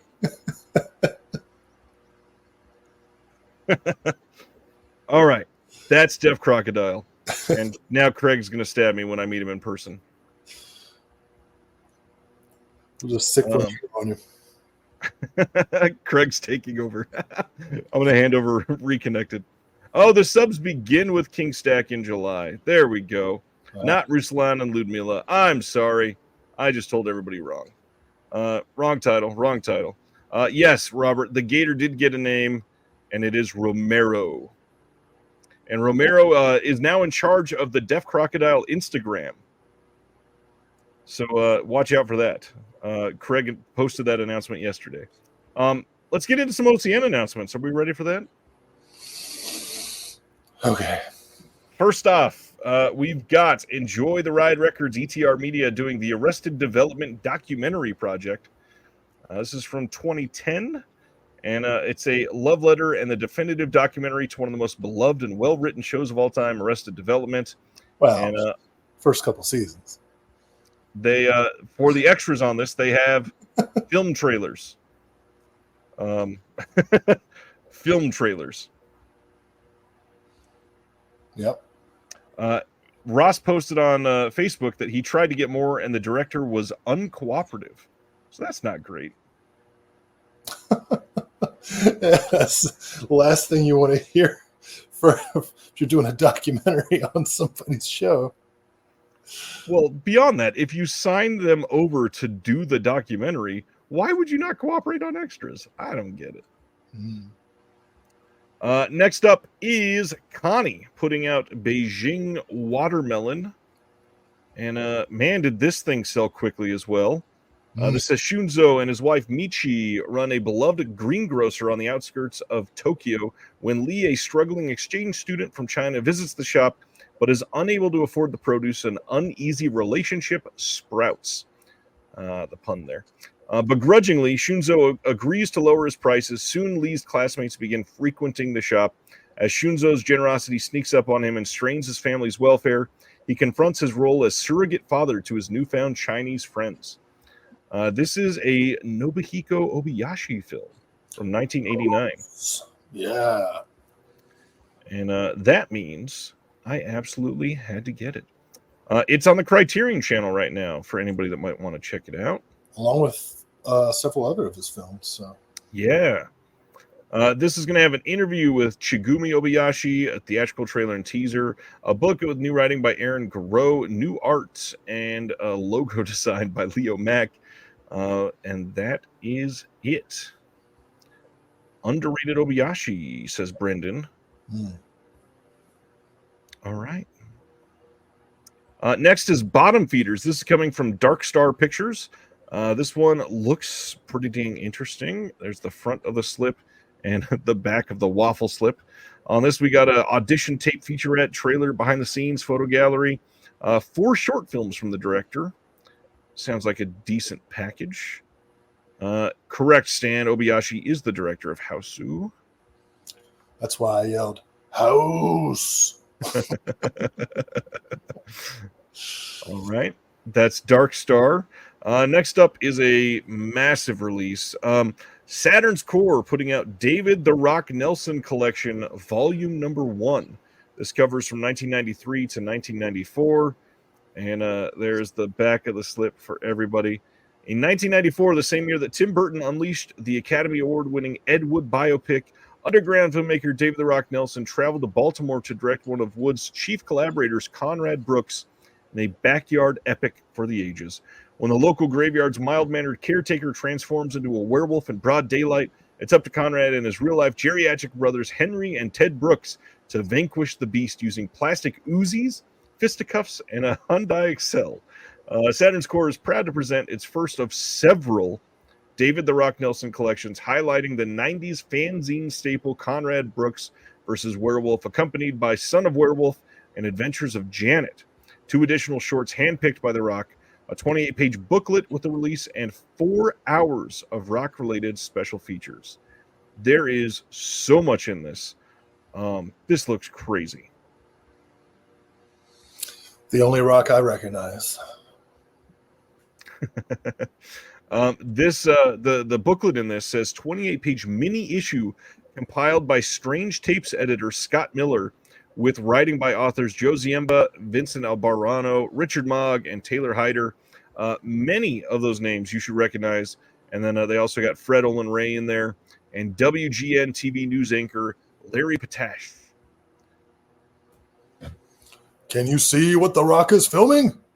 Yes. Brad says he has 300 films. Wow. Good God. Well, first, Volume 1. All right, Saturn's Core going to be releasing one of these for the next 4 years, every single month. Probably not. Next one is from Music Box Films, who's been pretty quiet through OCN recently. But we finally got a stateside release of the doc Ennio from 2021. This looks like a pretty great release. Unfortunately, I had already imported the UK release.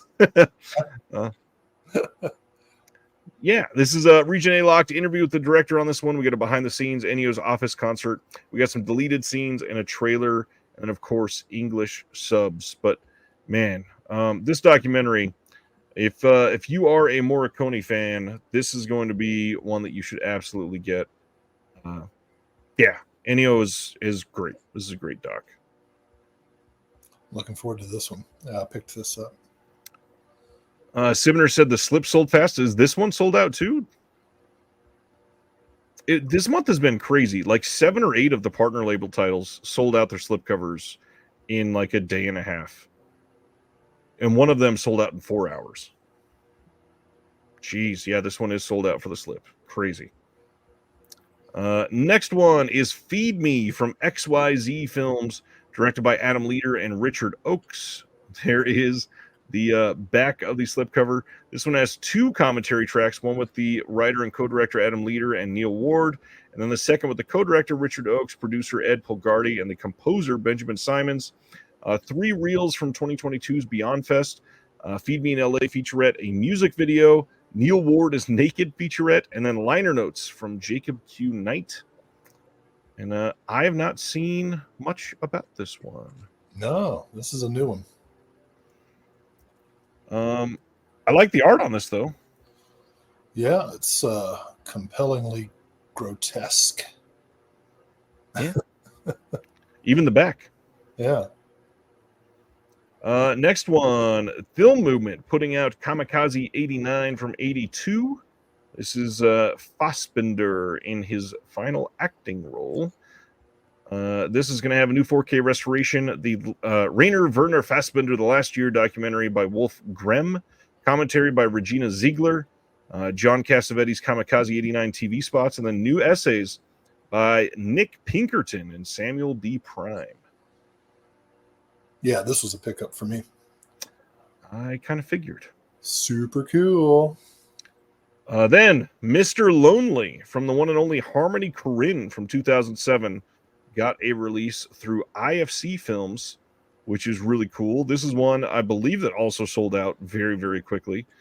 This says, only Harmony Korine could weave Michael Jackson, Marilyn Monroe, her daughter Shirley Temple, and flying nuns into a hypnotically funny and truly poignant tale of the instability behind fanaticism and the redemption we can hope to find in one another. The film follows a lonely Michael Jackson impersonator who is invited by a beautiful Marilyn Monroe to a commune in the Scottish Highlands full of other impersonators, including the Queen of England, Madonna, Sammy Davis Jr., James Dean.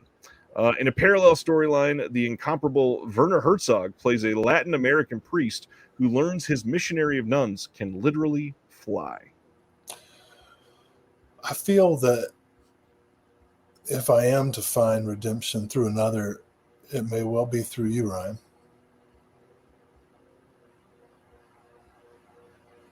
Can you say that one more time? I feel that if I am to find redemption through another, it may well be through you. I'm trying to process if that's a compliment or a insult. I don't know. And this is why we work well together. If you were to be a celebrity impersonator, what celebrity would you impersonate? Looking at my physique, I don't know, Bert Kreischer?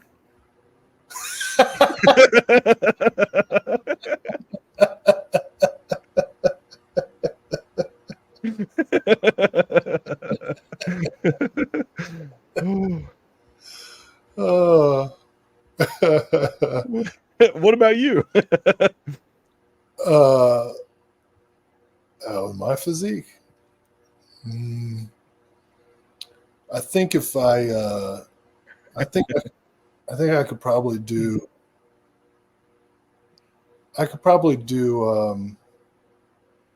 Liam Neeson, like, desperately shouting into a phone about how he's going to kill somebody. Or no, I'd be like in an ice truck or on a plane, Liam Neeson. One of the lesser Neeson vehicles. This one is going to have an audio commentary by Jay Cheel. New visual essay on this by Sam Deegan. And a booklet with new writing by Kyle Turner. 40 minutes of deleted scenes and a making of featurette. Yeah. I don't think we've talked about Harmony Korine much either. Do you appreciate anything from Harmony Korine? I feel like that's not a Will filmmaker. You know, I liked Spring Breakers, and I didn't expect to. And interesting. Several others of his films I haven't actually seen yet. I had kind of a complicated relationship with kids when it first came out, which was in my late teens. So I think I'll need to kind of do Korine again. Do Korine again. Stan, I do have a feeling we're going to get Aggro Drift on Physical eventually. What is that? It's his brand new film that premiered in a strip club earlier this year. People keep bringing that movie up, and I forget what it is, and I'm like, oh, the strip club movie. Yes, I agree. We do need Gummo on Blu-ray. Please, Warner Archive. Gummo's the one that Werner Herzog's in that as well, right? I think so. Yeah. It's the one from the mid-'90s, so he was probably a little more apt to do it then. I like Werner Herzog. Let's go to our next title, which is Film Desk putting out The Plot Against Harry. Yeah. Michael Romero. You're excited about this one. Anything you want to say? Never seen it before. Read about it. It's one of those kind of hard to find critical cult movies. Like it's always had such praise, but I've never seen it before, so I'm looking forward to it. Julian Donkey Boy. That was the movie I was thinking of. Dallas says Harmony Korine is non-horror Rob Zombie. Well, to me, that's not good. Is that good for you mean that as a compliment or an insult? Everybody's saying Julian Donkey Boy. Let's see. Yes, it is Warner Brothers. The Plot Against Harry. This is from 1970, directed by Michael Romero. We've got Q&A moderated by Zazel Jacobs in 2023. Michael Romero and Robert M. Young in conversation from 2005. Audio interview with Nicholas Sayada from 1990. New trailer, 32-page booklet with photographs and writing. Yeah, see, look at all those fancy critics they got for writing. From the New Yorker, Village Voice, Premiere. That's what I was talking about. Yep. Yeah.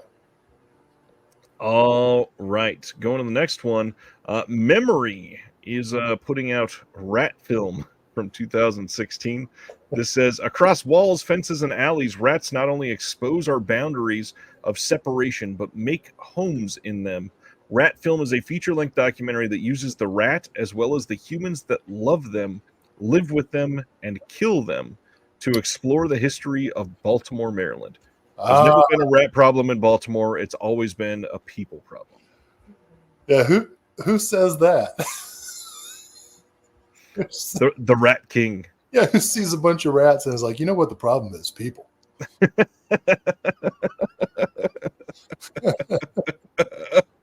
Who's going in there? You know what? We need to do this from the rat's perspective. See, this is when the woke agenda goes too far for me. You know what? And you know whose fault this is? Pixar. Pixar raised an entire generation of kids to think it was okay to have rats near their food. Oh, man. There's a straight line from Ratatouille to this documentary. I stand firmly against it. Craig says it's a pretty good documentary. Well, I looked at the documentary, but this rat-centric attitude, this rat-first... this is going to have a trailer, deleted scenes, bonus content, and a Q&A with the director and composer. You know what I like? It's The Secret of Nim. Those are some cool ones. It's a good movie. Yeah. No, I'm definitely going to see this documentary. I'm intrigued. Canadian International is releasing Roadkill from 1989. This says, at loose ends with life in Toronto, Ramona is abruptly dispatched to the wilds of northern Ontario by her mercenary record promoter boss to retrieve the Children of Paradise, a wayward rock band that has disappeared mid-tour. There's only one problem. She doesn't know how to drive. Armed with only a Walkman and the clothes on her back, she embarks on a journey that quickly introduces her to a cavalcade of oddball characters, including a cab driver with ties to Elvis, a film director in search of a muse, a singer who's lost his voice, and an aspiring serial killer determined to make it big. With the help of his motley crew, Ramona hopes to push beyond her limits and mount a rock and roll show for the ages. This is one of the defining films of the Toronto New Wave, and you've got a lot of people in this, including the Ramones, Cowboy Junkies, Nash the Slash, Children of Paradise, and more. New commentary with Paul Karup of Connexploitation.com and Jason Pachonsky. There's an archival commentary on this. Rebel Cinema, a new interview with McKellar on this, new interview with Valerie Bugeiser, A new interview with Brunton. There is a new interview with the cinematographer. Career-spanning interview with Bruce McDonald from 2018. And then a making of doc from 2006 with a booklet. With a new interview with former TIFF senior programmer Steve Gravestock. This feels like a Will movie. I love Pontypool by Bruce McDonald. I really hope Canadian International's got that soon. But I got to tell you, a lot of people don't know this, but Joey Ramone's time in Canada was pivotal for the development of the Ramones. Until Joey went to Canada, the song just went, oh, let's go. That's funny. I thought so. I was trying not to lose water out of my nose. Dallas says, no Imagine Dragons, pass. Just, did the audience get that? Probably not. They added the A. Hey, oh, let's go. I love how much you make yourself laugh. The slip on this one is gone. Standard edition is still in stock, but that will be in print for quite some time. Looks like a fun release. The hottest release of this weekend, though, was The Sadness on 4K from Shudder, the new partner label from last month or the month before. This is one that has been on 4K previously in Germany, but this is the first HD release of this in the States. And this is a great movie. There's a brand new feature audio commentary with the director on this and the composers. There's archival commentary on this as well. And then another feature audio commentary that's brand new with Simon Abrams. We've got 4 previously released featurettes. A new featurette called The Production, new visual essay by Sam Deegan. 2 exclusive short films to this. And then a booklet with new writing by Brandon Strusing, as well as exclusive storyboards and a gore guide. Not only did the slip and box sell out on this, but then the standard sold out, and just today they restocked with more than 1,000 in stock, and it's still selling very, very well. Wow. Yeah, I want to see. I think I'm going to stream it first, just to. Did you ever see this one? You haven't seen it yet? Not yet. So this movie is pretty damn great. This is, for some reason, like one of the more sadistic films that I've actually walked away going, I think I enjoyed that. I don't know why. It's just, it feels differently than some of the others. It's good. I hope people check it out. Ryan from the New World Pictures podcast said, I just had the Rock and Roll High School director on a Roger Corman tribute episode. Oh, wow. They have another interview coming soon all about Rock and Roll High School. And of course, that's Alan Arkush. Man, that video that I watched from Ryan was great. I really hope people are checking out the New World Picture podcast, especially right after Corman's passing. Next up from OCN is another one from Film Movement called Shanghai Triad. Again, I believe this disc was released by them previously, and this is just hey, here's a slipcover release. It was? Yeah. Okay. So this one, it's the exact same disc, and then we got a booklet with a new essay by film critic and lecturer John Barra. There's a Trouble in Shanghai visual essay by Grady Hendrix on that disc as well. Some things I do recall, and I do recall that I have their earlier release of Shanghai Triad. This is a big one because it's Zhang Yimou, and the imprint box set collaborations had this in that box set as well. So just more eyes on good cinema that's been hard to find. Yeah. Next up, 6 in Paris from Icarus Films, which is the brand new partner label to OCN this month. This is from 1965. Any thoughts on this, Will? Oh, yeah. I mean, I'm less familiar with the less familiar directors, but obviously Chabrol and Godard and Romer make it worth our while. I honestly don't know the other 3 directors, so I'm going to have to check their work out. But yeah, this was the other title that I ordered on the day of the drop. I ordered 3 titles. We got 1965 interviews with Barbet Schroeder, Jean Rouch, and Eric Romer, originally aired on Swiss TV. Cool. Yeah, it should look good. I like the slipcover on this too. Mm-hmm. Looks very French 60s. Yeah.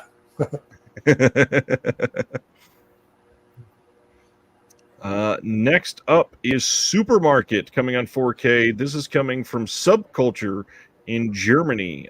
This is the OCN partner label that has released one film in 3 years. Like one film every year for 3 years that they've put out. This is now their third title. And this is supposed to be another good one. Yep, that's their second title. What was their first one? The first one was the Western. It's like a German spaghetti Western. Yeah, I missed that one. It went out of print so fast. If you're wanting that, let me know. I've got the German release of that. I can let you have probably. Last thing I need is another disc in this house. Deadlocked. That's the title. Thank you. But yeah, we'll talk about it. This one is strictly limited. There will not be a standard edition of this disc pressed. So if you want this one, get it before it sells out. And as far as I'm aware, this one has not sold out yet. I will check real quick again to make sure that I'm not wrong, just like I was about all of the Craig stuff. No, there's still 1,000 of this one left. This one has a great reputation, critical reputation, and but I've never seen it, so I wish to. This one says, in order to survive on the rough streets of Hamburg, 18-year-old Willie gets by with small-time racketeering. After an arrest, the authorities decide to send him to a reformatory, but he escapes from police custody and falls into the clutches of a pimp who sends him to the gay sex trade. At the same time, Willie meets a journalist who draws him into hopeless resocialization projects, primarily to improve his own life. When Willie falls in love with a girl who seems to be even worse off than he is, he sets his mind on freeing her from her dreariness and running away with her, but the accumulated problems are so great that his past catches up with him in a dramatic way. This one will have an audio commentary by Roland Click, some archival interviews, a couple new interviews, and then a reversible sleeve, of course. Sweet. Yeah. Looks great. The Sweet East is coming this month from Utopia. This is one they've been sort of teasing at for a while. It also came out with a comic zine that was limited to 100, and that sold out fairly quickly, of course. Here's the back of the slip. This is directed by Sean Price Williams. It has Simon Rex and Ayo Adibri in this. A couple names that have gotten pretty big over the last couple of years. Also has Andy Villanakis, a name that hasn't been big in many years. There's only one big name in that movie, and that's Gibby Haynes. I was about to say that name. But I'll be curious. Nick Cave's young boy is in this. I'll be interested in seeing how he does. This looks a little precious for me. Not normally the kind of thing that I would do, but I'm a Gibby Haynes completist. And it is streaming on Hulu right now if you want to check it out. I did add to my queue. Thanks for that, Ronnie. Always appreciate that. To the Moon is this month's title from Yellow Veil Pictures. And man, is this slipcover a pretty interesting design. Hold on, I'm looking up who Jacob Elordi is. Oh, yeah. He's handsome. Yeah, I left him off on purpose. He looks like the kind of guy that would cheat on you in a heartbeat, though. It is. He gets enough attention. Yeah. He's got that. He looks like a sexy version of that guy from Parks and Rec. What's his name? Ben? Can't even. Adam Scott, right? Yeah. Party Down guy. Yep. Yeah. What's up, Z-Pan? To the Moon. To the Moon is from 2021 and says a weekend of healing for Dennis and Mia becomes a hallucinatory nightmare when Dennis's estranged brother arrives and begins to distort their sense of reality. This one is going to have an introduction by the director, commentary by the director and actor Will Brill, behind-the-scenes featurette with interviews of the cast and crew, an essay by Alexandra Heller-Nicholas, and a new poster art. Boy, I tell you one thing. If I'm on a healing trip and my estranged anybody shows up, It's over.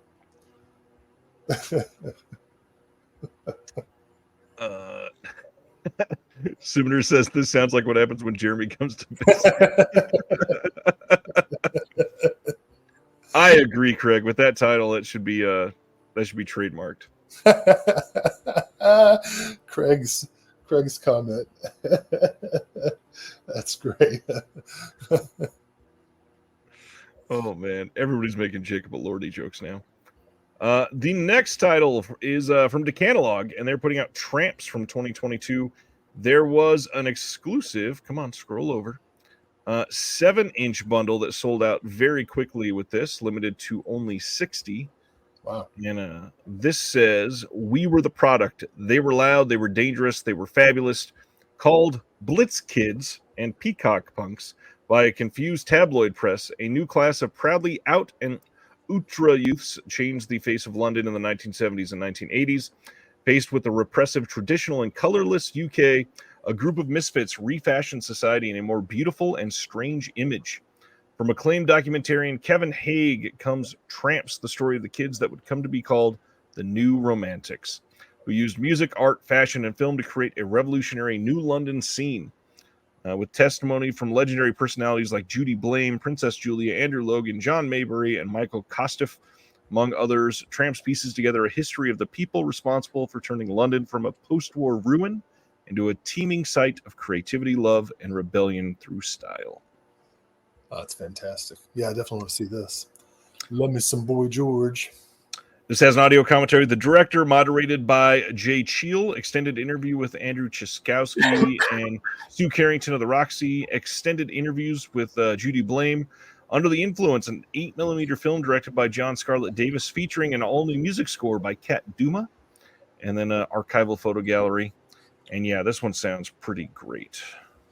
Yeah, see, I agree with Stan Geezy. This Elordi kid looks like a scrawny kind of wimp, you know? Like, I'm not, you know. I hear you want to fight him or something? What? No, yeah, that's the thing. I don't want some, like, milk toast. You know. Plus, I don't think he's missing a lip. Oh man! Hey, I'm gonna go to the next one. That's a thin lip. You know, they don't fill in. They retract as you get older. You got to think about that. That's a thin lip right there. Oh boy! So Tramps is great. That's the kind of thing I can definitely get excited about. Dallas is lanky and emaciated equals hot. That did also apply to Gen X models, but Sivner says he's for people who think Timothy Chalamet need to eat a sandwich. Wow. Well, now which one is he? Is he the? He's the one from Wonka and Call Me by Your Name and everything. Say no more. I'm glad that Wonka was enough. Wonka was enough. We didn't need another Wonka. Still, we got 2 Wonkas. You know what's crazy? 3 Wonkas. Not to go off on a wild tangent, but the original Willy Wonka was made like super low budget, and it was not a great adaptation of the doll story. Like it wasn't. And then the Burton one came, and it got like this giant budget and was a pretty favorable adaptation. And people hated that one and loved the original. Yeah. That's it. Just, yeah. I think the Gene Wilder version actually dialed down how off-putting and creepy Roald Dahl books actually are. Right. And made them seem palatable. When in fact, they're quite unpleasant and mean. They really are, which is why the Burton one's a closer adaptation. Yeah, closer doesn't necessarily appeal. I'm not saying better, and I'm not saying like it should be anything. It's just interesting that that didn't get more love and the original got all the love, when in a lot of these adaptation cases, people hate the ones that are further away from the original. Just an interesting thing to point out. I always think of them as completely different mediums, you know? Like Cronenberg's adaptation of Naked Lunch, that was perfect. You know? You're not adapting the literal words, you're adapting the feel and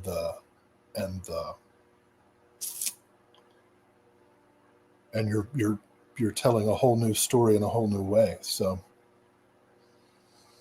hard to argue with that. Tramps, very creative time. Love Derek Jarman. All right. Circle Collective is putting out With Love and a Major Organ from 2022. This is pretty good looking slipcover. I like this. This says, in a world where everyone's heart is an object and there's a strong societal pressure to dampen emotion, lonely virtual insurance broker Annabelle always follows her heart. At odds with this overly pragmatic society, and after a series of devastating emotional blows, she rips her heart from her chest and gives it to a man she's fallen for, the strangely unfeeling George. Unburdened by her unique yet cumbersome heart, Annabelle finds life easier. George, on the other hand, begins to feel everything, to the shock of his overbearing mother, Mona. Annabelle soon realizes she needs to get her heart back if she's going to survive. Soon? She realizes that soon? Yeah, it's a different world, Will. That was a good show. I don't understand what you just read. It's an abstract piece. This is going to have BIPOC Credits podcast with Andy Wong, interview with the director Kim Albright and actor Donna Benedicto. There's an interview with Kim Albright and Anna Maguire. One of my stories at the Fantasia Film Festival with Lindsay Dunn, a conversation with Kim Albright and Anna Maguire. A Fest track on Cirque TV with Tim Wasberg. Some more interviews at Fantasia Film Festival, parts 1 and 2. Michael O'Keefe, who is a friend of the channel, been on his channel a couple times. He did his Mystic and Severe with the director Kim Albright. You can check that out on this disc. AIFF podcast series with Reese Waters, interview with the writer Julia Lederer, and the director Kim Albright, and Madeline Davis and Anna Maguire. And then just lots. We got more commentaries, red carpet interviews, a blooper reel. There's kind of a lot on this disc. This looks like a pretty good release. I tell you what, this brings to mind two things. One, the episode of One Tree Hill where the estranged dad is getting a heart transplant and they're bringing the heart in a cooler and the guy trips and the heart flies out of the cooler and then a dog eats it. And that was one of the greatest moments in One Tree Hill history. Great moment out of many great moments. So I love that show.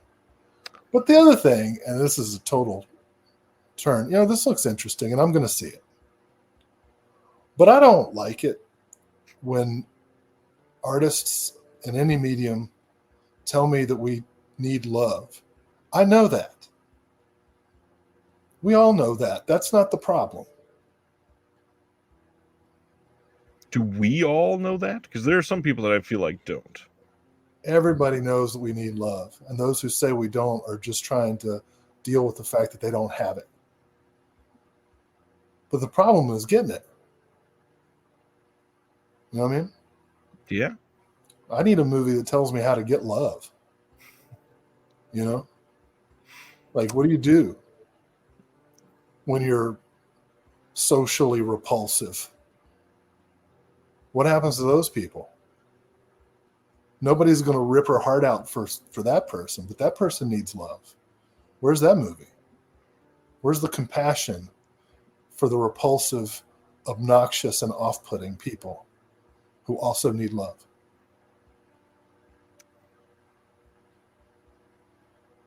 Do you need a hug, sir? I'm fine. I got all kinds of it.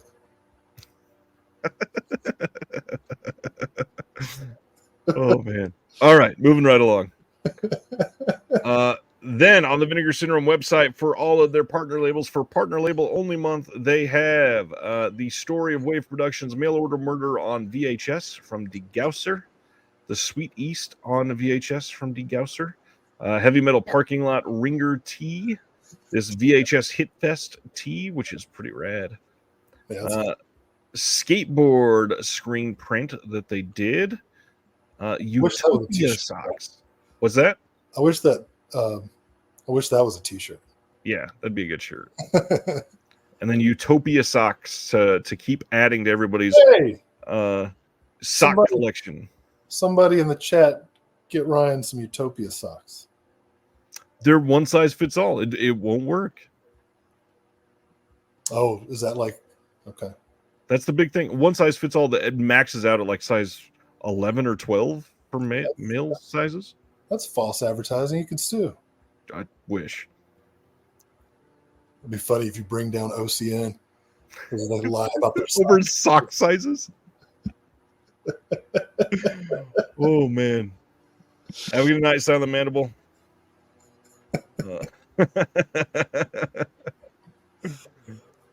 I'll tell you what, I love One Tree Hill.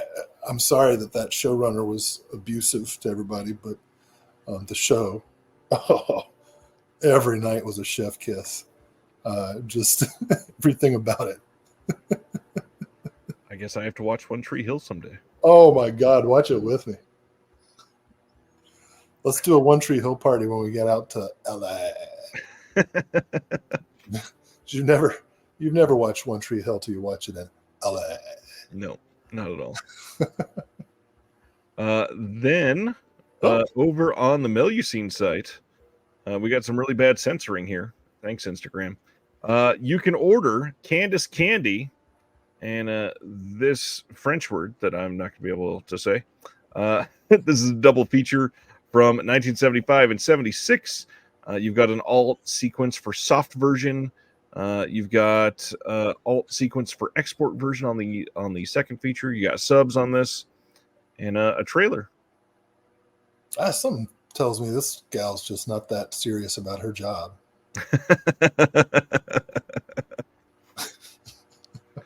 Oh man, so many fans of One Tree Hill in the chat tonight. I love it. This is a great show. If you're of the right age and watch One Tree Hill. Also on the Melusine site from the Command Cinema line, you got Heavy Load and Letcher from 1975 and 73. This is the second of the hardcore features from Chuck Vincent. The title sounds like a diagnosis when you're from the fertility clinic. You're trying to get pregnant. It's like, I'm sorry, ma'am, but your husband has a heavy load. It's a rare condition and difficult to treat. Heavy load syndrome. Oh geez. This has trailers on the disc, and that is it in terms of features, but they are 2K scans and restorations from the OCN. And then finally, Agfa's outing this month was over on the Melusine site and not on Vinegar Syndrome. They are putting out Sex Demon and Other Hauntings. This is from 1971 to 75 and sounds kind of amazing. This says, lost for decades and now found, Sex Demon is an erotic grotesquerie that was openly inspired by The Exorcist and Abby. John gives Jim, his lover, a medallion as an anniversary gift, but all hell breaks loose, literally, when the medallion causes Jim to become possessed by a sex demon and wreak havoc on New York's gay cruising spots. Never released on home video, J.C. Crickett's Sex Demon is a crucial piece of queer horror history that has been preserved from a 16mm release print. Plus, the triple X-rated Hauntings continue with Deadly Blows and 10:30 p.m. Monday, two formerly lost horror films that also make their uncut home video debuts. In the words of gay scene critic Bruce King, the squeamish may not want to watch, but if you do, you won't forget. Hey, I got a joke. What did the bisexual guy say when he heard Agfa's announcement of Sex Demon? What did he say, Will? You know, I think I can get behind that. This is a bisexual. I got it.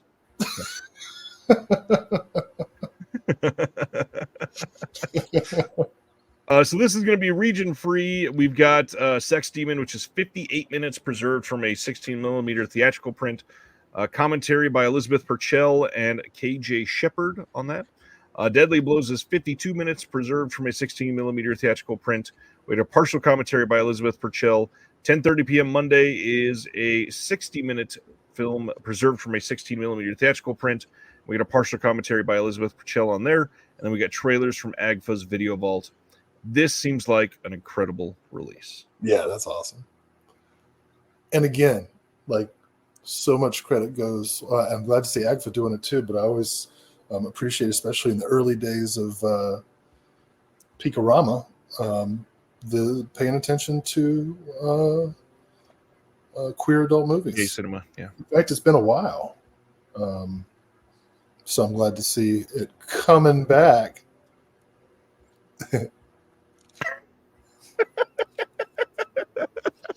Will. Did you need the giggle after you said that? Coming on my back. Oh, God.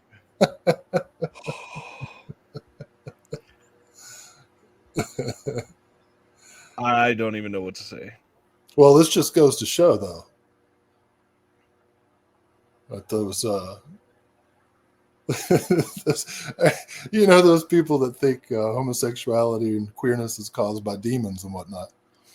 Did I ever tell a story about? You didn't finish your thought. Okay. I ever tell a story about at this documentary film studio I worked at in Eastern Kentucky. There was a program that trained teenagers how to use the film equipment so they go out and make their own documentaries. And this was back in like early 2000s, right? Like 2002, 3, something like that. Maybe even earlier than that. Might have been late 90s. But they made a short documentary called Through Their Eyes, and it was about the lives of queer people living in the Appalachian region, where, of course, a lot of traditional religious views. And they interviewed this guy who was like, I want to say early 60s. And he was in his early 60s, and he was telling a story about how his church had held him down on the floor, right? Like this was they did like an exorcism. They put him down on the floor and he had to close his eyes while they prayed the gay out of him, right? And he's telling the story, and he says, and I closed my eyes and I listened to them, and I felt everything to feel, and it's going on and on. And they prayed and prayed and prayed. And when I opened my eyes, I saw the most beautiful man I'd ever seen.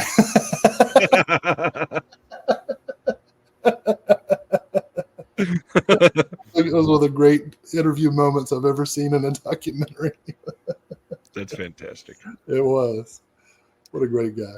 All right. That is it for OCN for Partner Only Month. I know there's always questions about this, so just to remind everybody, Vinegar Syndrome titles are just simply not visible on the Vinegar Syndrome website until the end of June.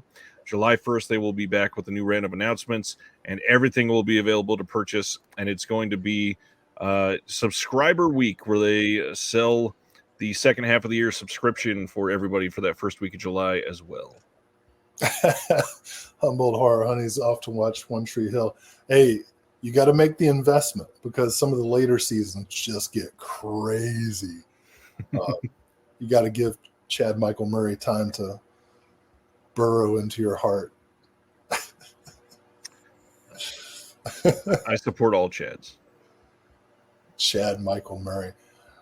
That was from he was like late era 3 first name teen actor. Yep. Following in the footsteps of Jonathan Taylor Thomas and all those Zachary Ty Bryants and all those other psychopaths from Home Improvement. I think JTT turned out okay, though. Him and the mom are the only ones that escapes. Yeah, I think so. All right. Going to our next one. Rules of Engagement is coming on 4K from Kino Lorber at some point. This is with Tommy Lee Jones and Samuel L. Jackson, Guy Pearce, Ben Kingsley, Bruce Greenwood, Blair Underwood, Philip Baker Hall, directed by the one and only William Friedkin. I'm sure you've seen this one. Will, have you seen this? I've not. Oh, really? But I'm gonna. I didn't even realize that Friedkin had directed it. That was during a period where I just wasn't up on my Friedkin, I guess. How about that? Good for Sophia. But Tommy Lee and Sam Jackson in a war movie? Hell yeah. In a serious war movie with the rest of that cast, too? Yeah. This is a good movie. I'll take your word. I'm doing it. Let's see. Next is from Third Window Films in the UK. On August 12th, we are getting Your Lovely Smile from 2022. This is a bittersweet, hilarious, enlightening, and inspirational road trip through Japanese art house cinemas with independent filmmaker Hirobumi Watanabe, who also struggles to release his own movies in real life. This delightful, minimalist, micro-budget dramedy ironically and truthfully depicts a sorrowful post-COVID situation in Japanese cinemas, the rapidly changing film culture, and the newly rediscovered habits of spectators. As an unyielding optimist, Hirobumi painstakingly and stubbornly strives to invent clever distribution methods while keeping on striving to make his movies. Oh, this looks cool. Looks cool. Sounds a little bit depressing. We got an interview with the director Lim Ka-wai. We've got an interview with film festival programmer Yoshi Yatabe, deleted and extended scenes, and a trailer. Third Window Films always puts a lot of love into their releases. I definitely want to check this out. Yeah. One Tree Hill, known well for low talker actresses. You know, Sophia Bush, low talker. Who's that woman that played Peyton? She's married to Negan. She's a low talker. What's her name? I never saw One Tree Hill, so I'm not sure. You don't know who's married to Negan? Nope. Negan wife. You just Googled Negan wife? Yeah. Did it work? Yeah. It did. Hillary Burton. I never would have got that name ever. Yeah. Oh, Ronnie got it. My sister went to summer school with her. Interesting. Mm-hmm. All right. Are you ready to do some shout? Oh, yeah. Shout announced that on August 20th, we are getting a 4K release of The Last Unicorn from 1982. Yes. This is going to have new 4K transfer and a new profile of Peter S. Beagle, but no other new special features. It's going to be this. The rest will be the same as their other Blu-ray release they did, except in 4K. This looks good to me. I don't have the earlier release, so I'll just go straight to this one. Nice. I think I'm still rocking the DVD of this.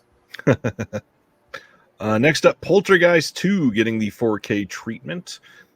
This one does not have any new special features as far as I can see, and they are not working on any more as far as I can see. They just announced it with nothing new, and there it is.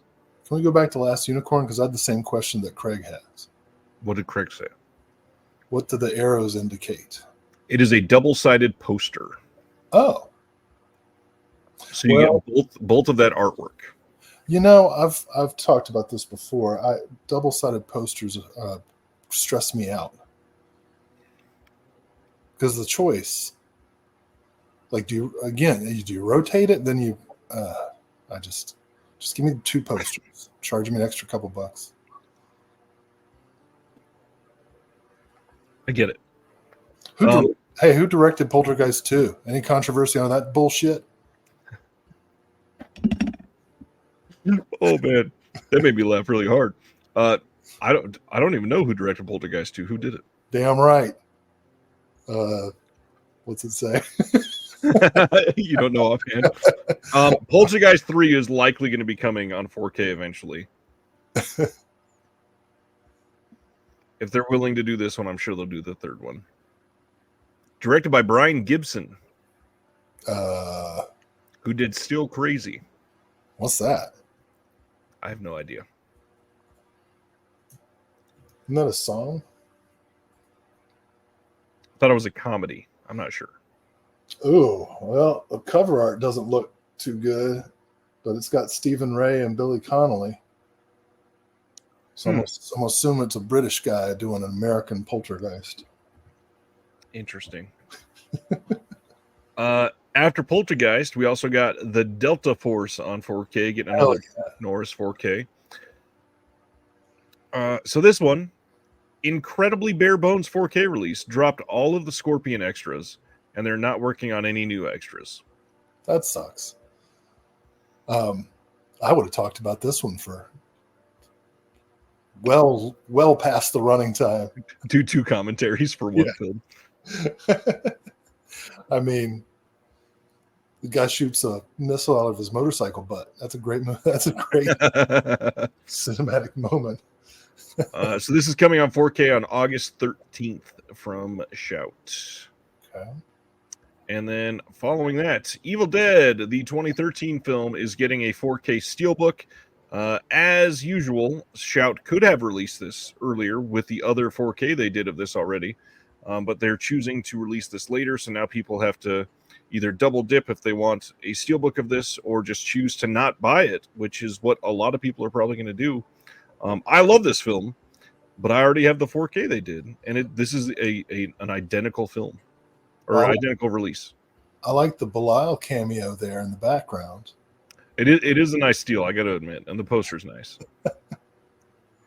That'd be a cool. We don't have enough monster crossover movies anymore. I fully agree. I would love to see Basket Case and Evil Dead. Yeah. That'd be funny. I don't know why, but when you said that, I was thinking Belial and Beetlejuice. Just call it Belial Juice. Oh. What do you think about that Beetlejuice sequel? I mean, honestly, I'm kind of hopeful about it. I guess. Ash wants to know, when is Trick or Treat 4K, Silent Scream 4K, Dust Devil 4K, and April Fool's Day 4K coming out? Eventually. That's the answer. We don't have dates on any of them. Nick Amides, what's the allure of steelbooks? Do you have any steelbooks? Are you a fan of any steelbook release? You know what I mean? Yeah. I have some, but they're just kind of random. I mean, if I drop them, I'm less concerned. And funny enough, you probably should be more concerned. Yeah, actually, as I said, I realized, they're heavier. They'll probably smash everything inside. Steelbooks are supposed to have special art on them, and they're supposed to be nice. Like I don't know if you can see down there, I've got steelbooks visible on display on the wall. I like steelbooks just fine. I don't know that I prefer them anymore. I think this is one. The Arrow Steelbook of Dune. Dune, yep. But I mean, I don't care. Yeah, I get that. As long as it looks nice, I'm not going to double dip for packaging. I agree at this point, yeah.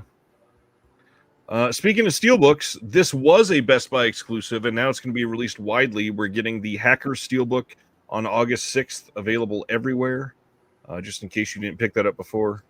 It's spreading. It is spreading the virus. Same thing with Dragonheart. This was a Walmart exclusive, but now it will be everywhere on August 6th in a 4K steelbook. Ronald Reagan versus James Bond in Dragonheart. Oh, I'm excited about this one. Shout Select releasing Observe and Report on August 13th. This one they are working on extras for, and we don't know what they're going to be yet. Is that sarcasm? Are you excited about Observe and Report? I really like this movie. This is a great movie. Yeah. It got a little overblown because of fucking Paul Blart Mall Cop releasing at the same time. And Paul Blart was a massive hit, and this was not. And Paul Blart was awful. Awful. I haven't seen Paul Blart, but this is dark, and Yeah. I well, I don't want to spoil anything for anybody, but it's exactly the kind of thing that I find emotionally satisfying. It's a good movie. And a good cast. Seth Rogen, Anna Faris, Michael Pena, Ray Liotta. Anna Faris is incredible in this movie. One of her best. Mm-hmm. How's that for a Chris Pratt reference? Somebody was complaining that we didn't talk about Chris Pratt. I'm Team Anna.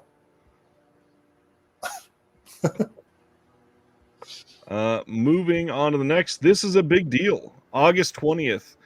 Shout Select has Death to Smoochie coming on Blu-ray for the first time in the world. They say extras in progress and will be announced later. Please do something decent for this film. Why is this a big deal? Because this is a great movie and it's never been released and people have been after this for a long time. I've never heard anybody say that before. This and like The Birdcage and a couple others. This was like box office poison, wasn't it? Yeah, and now it's a cult classic. I don't know. It's true. I bet lots of people in the chat are going to want this one. This is the Robin Williams, Edward Norton, Danny DeVito joint. And Will doesn't care one bit. I guess. Let's talk about Pee-wee's Playhouse then. Shout just got the rights back for this, and they are re-releasing their complete series of Pee-wee's Playhouse. And now this is where this gets a little controversial, and I'm gonna not be attacking Shout too much tonight.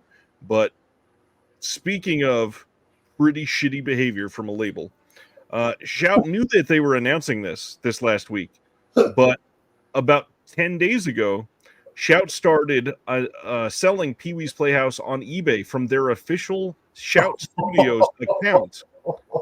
That is actually kind of shitty. For $150 in the old cardboard box case that it came in. And now you can buy it from them directly, brand new, for $80 without the cardboard sleeve. That's and they knew they were about to do that. That's subterfuge right there. That is so ridiculous that they would do that. That's ethically dubious. Dubious? Dubious. I don't know that it's dubious. Well, I mean, if they had ethics, they would have been like first edition blowout and sold it cheaper. Right. Yeah, that's what I would have done because I have ethics. So this is the thing. They're selling just the box set of Pee-wee's Playhouse now for $80, or you can get this bundle here with everything you see here, of course, which is the complete series 8-disc set retro trading cards fun pack with five retro trading cards, a Pee-wee's Playhouse 4x3-inch magic screen lenticular card, retro prism stickers, and then a Gutter Garbs and Shout Factory exclusive enamel pin set.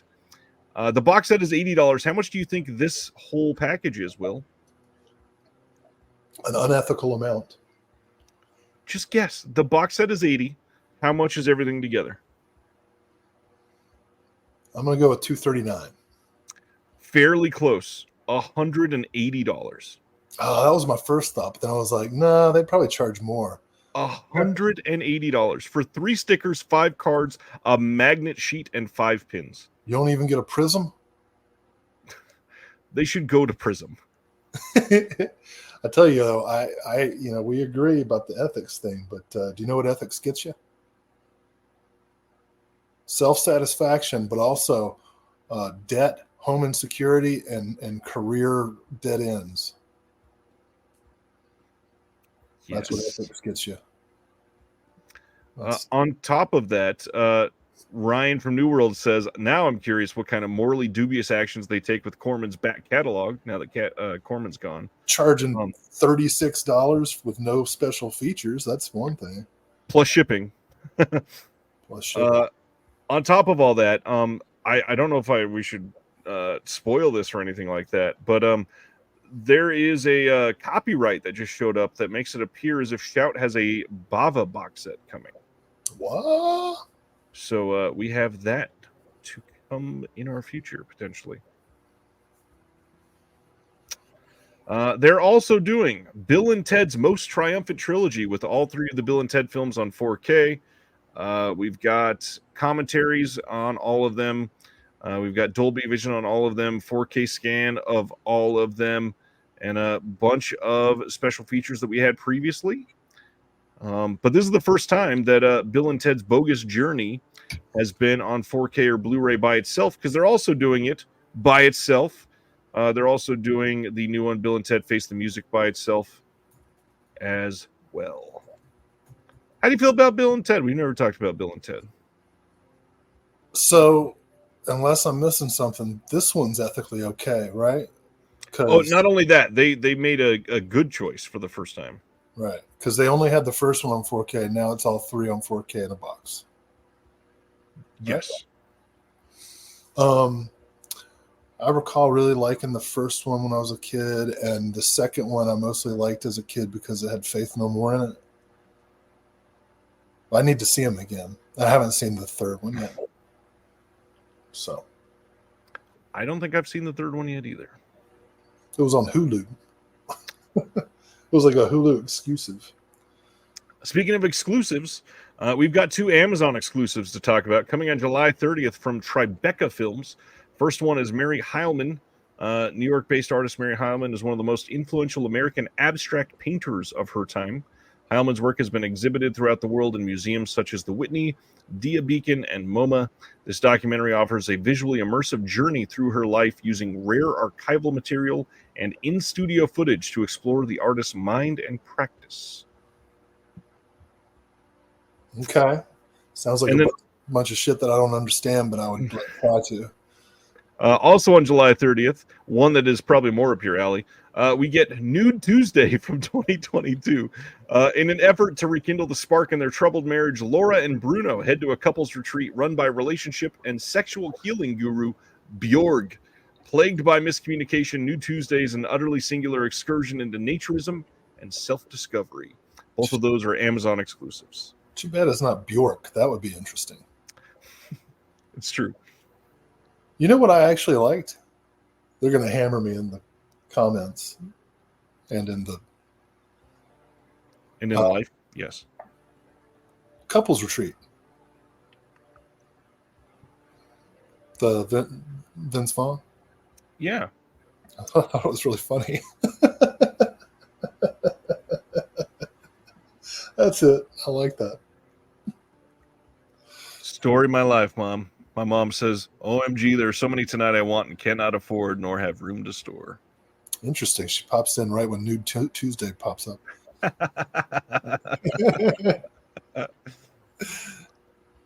Next up is launch of Aaron West and Jill Blake's Cine Journeys. So this is a friend of the show, Aaron West and Jill Blake. They are doing a brand new film journey excursion together. Basically, they were doing the Criterion Now podcast, which was founded in 2017, and they decided to create Cine Journeys after seeing changes in the online film communities and social media that were super negative. They wanted more engagement in the form of thoughtful discussion and camaraderie, but realized that what they wanted did not exist, so they set forth on building it. So this is a site you can go to and go on journeys with them. A journey is best described as an exploration into a film, genre, director, actor, or era. Each journey is led by a guide who will provide insights and commentary on the chosen topic while facilitating discussion with those who have registered for that journey. There is a page that you can register for specific journeys and check it out. There is a membership fee for doing all of the journeys at once, or you can just do a basic free membership and you can get as much as you put into it. And yeah, there's a lot of work they did into this, but they're also bringing back the Criterion Now podcast, which is going to make a lot of people excited. Check it out. Also, little secret, they're going to be on the channel here soon doing an interview about Cine Journey. So you got more coming about that. Like I said, Bill and Ted Face the Music. This is also getting a standalone 4K release. And then Barnes & Noble is hosting 2 different sales right now. One on AMC and Shudder titles, and one on Kino Lorber titles. And the big thing is the Kino Lorber titles are for brand new current titles. So check that out. Yeah, there's a lot that you might want to take a peek at, especially on the Shudder side. They were like shockingly cheap, like $10 or $11 for lots of the Blu-rays. I think another online behemoth is doing some price matching or undercutting as well. It's true. They are price matching, yes. Because I just ordered High Noon 4K. My mom wanted to clarify she typed slowly, and she was trying to say that when Bill and Ted was on the screen. That's way sexier. Keanu, man. Woo! Speaking of sexy, A24 putting out a 4K and Blu-ray release of Love Lies Bleeding from this year, the excellent movie from Rose Glass. This is getting the A24 site exclusive release. This is going to have a filmmaker commentary with Rose Glass and the co-writer Veronica Tofilska. In the Land of Guns and Muscles featurette, sex, steroids, and codependency featurette, a behind-the-scenes photography by Beth Garabent, Anna Kouris, and Grace Pickering. You can check this out now, and it's surprisingly fairly priced. I know a lot of people do not love it shopping A24 because they're usually super overpriced. The 4K for this is $35, which is right in line with every other boutique. Yeah, this is a great movie. Those stills look like an Orville Peck music video. It kind of feels like it in some scenes. I haven't seen it, but I did watch Kristen Stewart day drinking with Seth Meyers a couple months. It was pretty good. Respect. Yeah, I think many people would like this movie. I would say check it out if you are interested.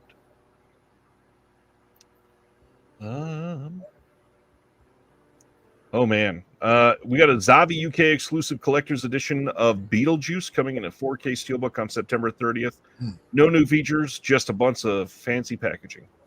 3 Prime Winona Ryder releases. Right? Prime Winona. Love. Man, lots of love for Love Lies Bleeding. Love that. Cool. Dallas says, if Orville Peck wrote an album inspired by 80s She-Hulk comics. I could hear that. Next up, another UK exclusive, Blazing Saddles 4K coming in this crazy over-the-top package. We don't have a release date on it, but you can pre-order it now. You've got the film in 4K steelbook with artwork to be confirmed, but it'll likely be pretty close to that. You got a rigid slipcase. You got all kinds of art cards and double-sided posters and all that crap. This will likely get a U.S. release, but what's crazy is Warner keeps giving these extravagant releases to their big titles in the UK, and then the U.S. gets like one cut of a film on 4K with no extras. Well, to me, they missed a golden opportunity to include a can of beans. I think that would be a really funny packaging extra. Maybe as a magnet. I'm sure shipping a can of beans would not have been great. Well, that's what it'll be with the U.S. release. It's like UK gets all this great stuff, and we get broken cans of beans. What's funny is if you order from Amazon, they'll put the steelbook and the can of beans in a box with no packing material and just rattle.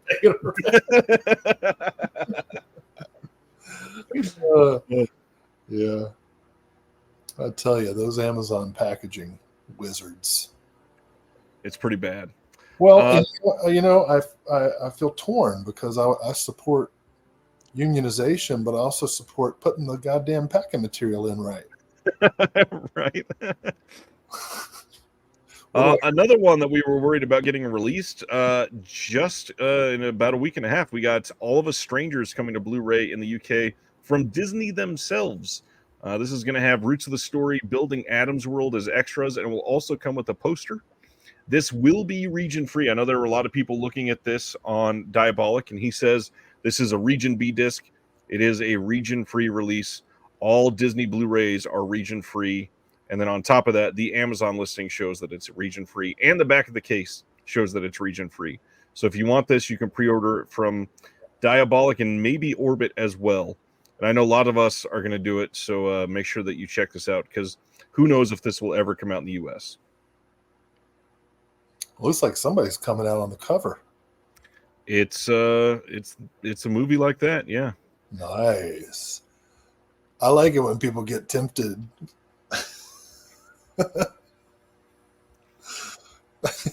All right. Next up, Side Effects May Vary, the next J.R. Bookwalter film. You can pre-order the Blu-ray exclusively right now through Kickstarter.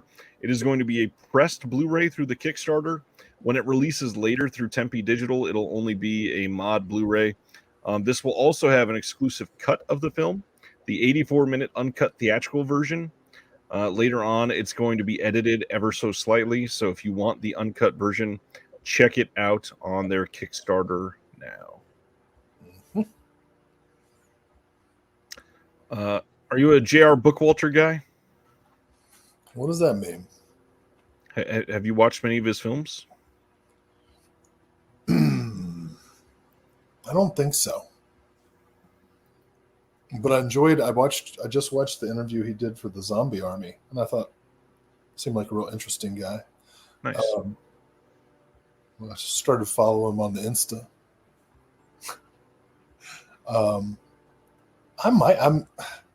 It seems impossible that I haven't, given my days at the video store.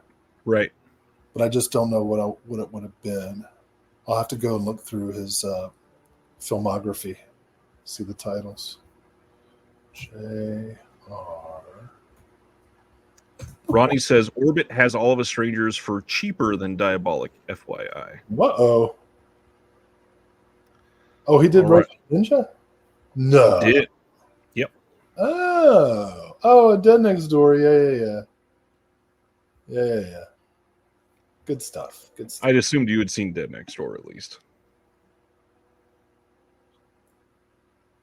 And he did 2 of the witch houses. Okay. I gotcha. I always confuse the Dead Next Door with a full moon movie. What's that called? No idea. Yeah. Things like The Dead Don't Die or something. That's the Jim Jarmusch film, I think. Oh, that movie sucked, dude. That made me mad. It sure did. That made me reconsider my fandom. The Dead Hate the Living is the... That's the one. I love The Dead Hate the Living. I hate The Dead Don't Die. Thank you, Terry. Ugh. Next one is one that people have been clamoring for quite some time, and that is The People's Joker. This is coming from Altered Innocence with a Diabolic DVD exclusive slipcover. You can pre-order now, and this is the front and reverse of the slipcover, and this is the inner art. This is from 2022, and if you have not seen this revolutionary DIY parody film and hilarious reimagining of the classic autobiographical coming-of-age story follows an unconfident, closeted trans girl as she moves to Gotham City to make it big as a comedian by joining the cast of UCB Live, a government-sanctioned late-night sketch show in a world where comedy has been outlawed.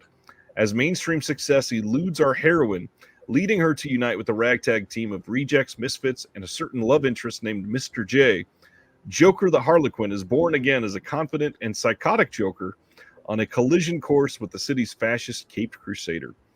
Vats of feminizing chemicals, sexy cartoon interludes, scarecrow psychiatrist, CGI Lorne Michaels, and psychedelic gender dysphoria all play supporting roles. Helmed by writer, director, editor, star Vera Drew, and using her own life experience as a basis for the film, The People's Joker is a deeply personal journey that's as much documentary as it is a parody. I like how Richard Brody endorses 2 movies this week, and it's The Plot Against Harry and The People's Joker. That's a good range. Respect to Richard Brody. This also includes the talents of some pretty big names. You've got Tim Heidecker, Bob Odenkirk, Maria Bamford, Scott Ackerman, Lynn Downey, and I think that's all the ones I recognize. You got a 24-page comic book in this, 3 different commentary tracks, discussion with Vera Drew and Corpses, Fools, and Monsters authors Willow Caitlin McClay and Caden Mark Gardner, and then a couple other featurettes. And this is supposed to be incredible. Yeah. Yeah, I'm really looking forward to checking that out. Next up, and reminding everybody, Diabolic DVD exclusive slipcover on this. It will be available everywhere else in the standard, like you can pre-order on Amazon. But yeah, if you want that slipcover, check out the Diabolic site. You can already pre-order. And then we got Radiance. Some big titles. Oh, yeah. September 23rd in the UK, September 24th in the US and Canada, Tattooed Life from Seijun Suzuki. We get an audio commentary by William Carroll, author of Seijun Suzuki and Post-War Cinema. Newly edited archival interview with Suzuki, newly edited archival interview with the art director, Takeo Kimura, a trailer, and then we've got a booklet with new writing by Tom Vick and a newly translated archival review of the film. That's great. Love Suzuki. So this is a film that I haven't been able to get before. So and it's been a while since Criterion did any Suzuki, so yeah. I'm sure a lot of people are excited about this. An Arrow too. Oh, there's still. I got one of their box sets, but I'm missing one that went out of print. But yeah. All right. Next is A Man on His Knees. I'm sure this is probably the one Will is most excited about this month. Damiano Damiani is a freaking legend, underappreciated, and I'm so pleased that Radiance has been restoring and releasing so many of Damiani's movies. I think one of the best filmmakers in terms of depicting the Italian mafia. In fact, almost all of his major films are mafia films. He was a radical political thinker and incredible artist, and everybody should get every Damiani they possibly can. This one we got archival interviews on here, new interviews with Alberto Pizzotta, the author of Regia Damiano Damiani, and then a booklet with new writing by Roberto Curti, limited to 3,000. And yeah, this looks pretty dang great. Yeah, this is instant. And I saw that there was a 10% discount if you order the entire bundle from Radiance. If you order 4 of the 5 titles, any 4. So that I think that comes up to like $69, which is nice. Yeah. And Ryan agrees with you about Damiani. All right, Ryan. Me and you, bud. Dallas has great title. Definitely feels like June. Ronnie said A Man on His Knees, another title for Pride Month. I was going to make a joke about that, but then I was like, nah. You know, I've already made some like jokes about like the physical act of coupling that, you know, are meant to be in you know, silly and sweet, but could be taken as ridicule. And so I'm going to let that one go. And then of course somebody comes in and is like, ha ha. But guess what, Will? Good on you. We've been doing this for 2 hours and 40 minutes already, and we still have 20 more titles to go. Oh, are you serious? All right, I'm going to quit talking. I did not mean that to shut you up. Next title is We Still Kill the Old Way from 1967. I love this cover. Yeah. I love the artwork on this. Well, it looks like they killed the old way by bothering the guy to death. Like, leave me alone. This is going to have a 2K restoration archival documentary with the interviews with a bunch of people in there. A few other interviews that are archival as well, and then a couple new ones. We got a booklet with new writing on the film by scholar David Wingrove. And again, this is a film by Elio Petri. Looks freaking great. Certainly does. Radiance has a problem that all the titles they put out look amazing, and I am poor. Now, this next one had an earlier release from, was it Kino? Shout. But that's out of print. I believe so. But this one is only coming in the UK. September 23rd on the Blu-ray in the UK, we get A Quiet Place in the Country by Elio Petri. And this movie, have you seen this one? Yeah. It's very good. I mean, Petri's great. Yeah. So my question is, because I didn't get a chance to check, are the extras different? Is the restoration different? The restoration will probably be the same. Okay. Sadly.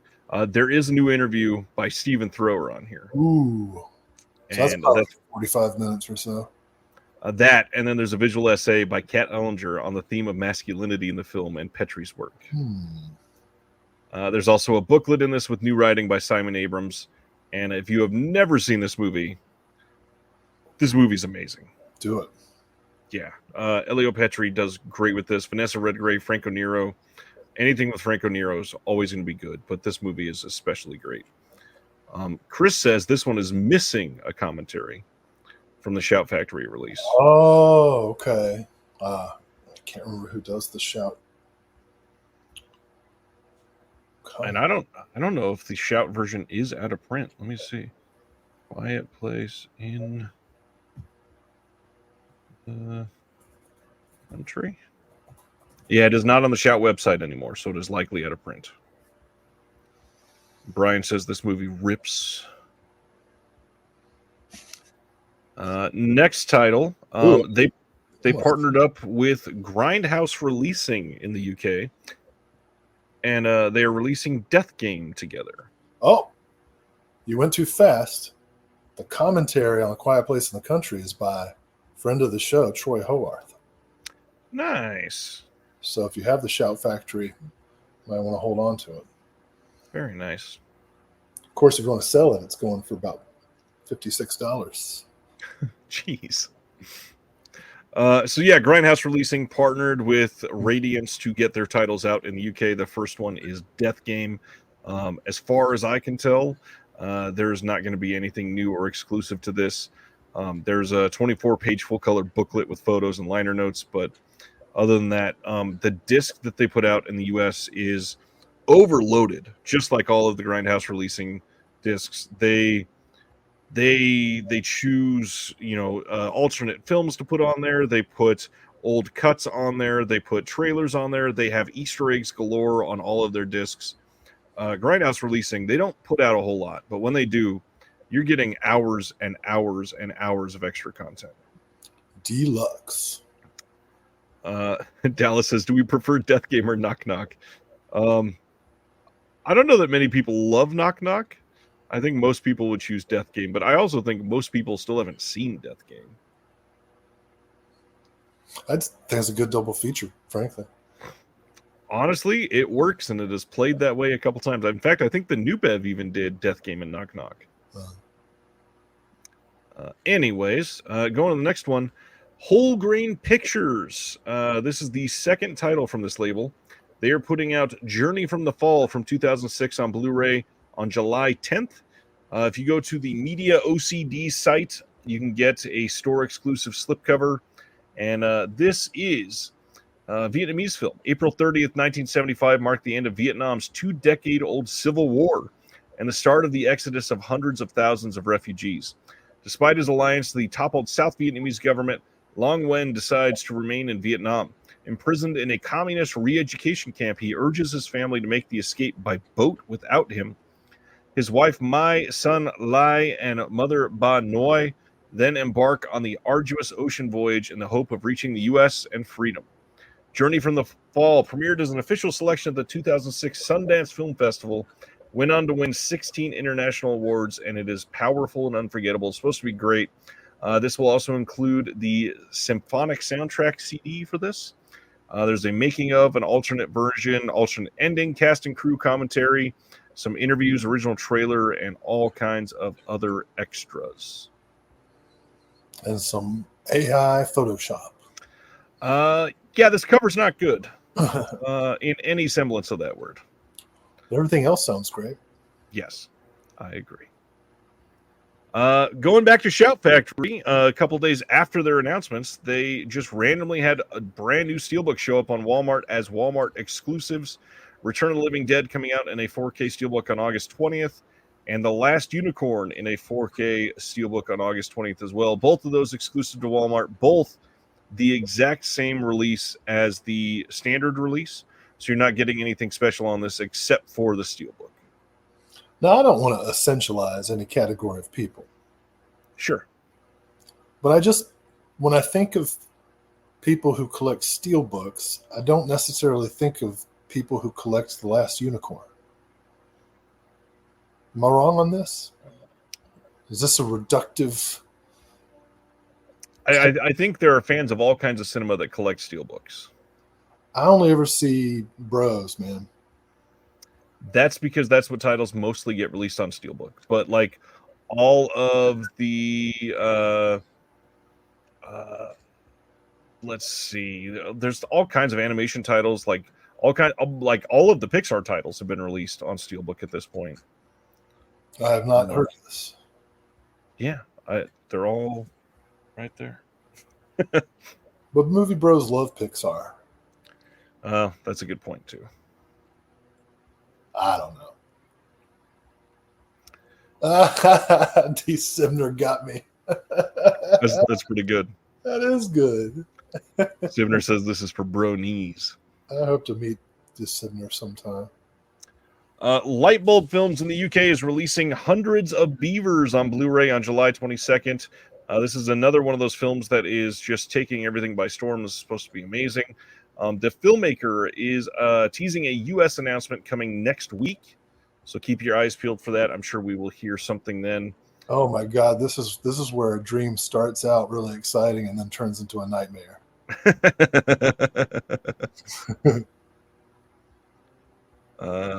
Going right along, Food Inc. 2 is coming on Blu-ray on July 9th from Magnolia. Now this is odd because like I enjoyed Food Inc. the first one. Did you ever see that first documentary? No, I'm already aware. You're already aware of food. Yeah, and you know all the I've read all the Michael Pollan books, and like I read them, I'm like, yeah, that's what I got to do. And then you pick up McDonald's. Well, you can't afford it, right? So, you know, quit making documentaries and try to make some policy, guys. I just find it odd to go back to the well of a fairly popular documentary a long time later and live off of that name. Seems like an odd well to keep going back to. That's the problem with factory farming too. They keep going back to the same land until they've ruined it. Yep. Instead of turning the crops. I'm sure this is a very important and useful amount of information, but the people who need to know it aren't going to watch it. This is true. And the people who do watch it are going to be like, yeah, I know, right? I only shop on the edges of my grocery store.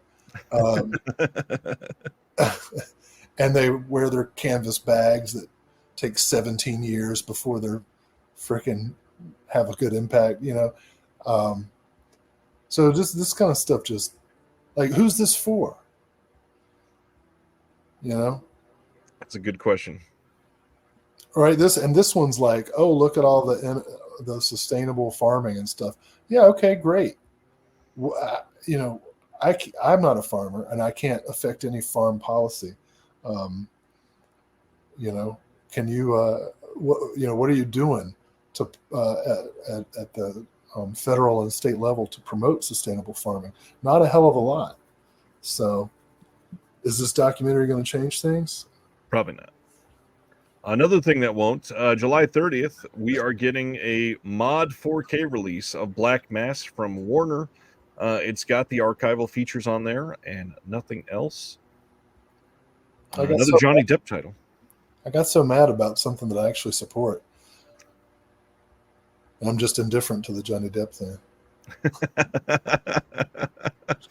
Well, let's talk about a 4K title that a lot of people are more excited about.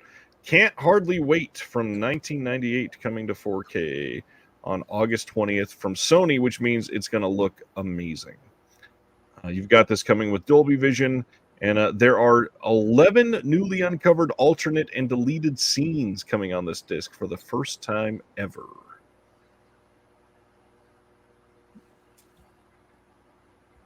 Have you seen this one? No? I tried it, but I didn't relate. It wasn't my kind of teendom. Nothing in it like rang true to me. Oh, to my experience, I'm sure. But I know a lot of people are very nostalgic for it. So hooray. It's a good movie. I'm very excited this is coming on 4K. Beyond that, the Sony had released a Blu-ray just a couple years ago and went out of print very, very quickly. So I'm glad this is going to be out there. Yeah, this is a good movie. Yeah. You look concerned about it. I'm just trying to figure out what to say. Yeah, it just wasn't. I was more of a Heathers guy, I guess, when it comes to high school. All right. Everybody should watch Can't Hardly Wait. It's fantastic. Except for Will.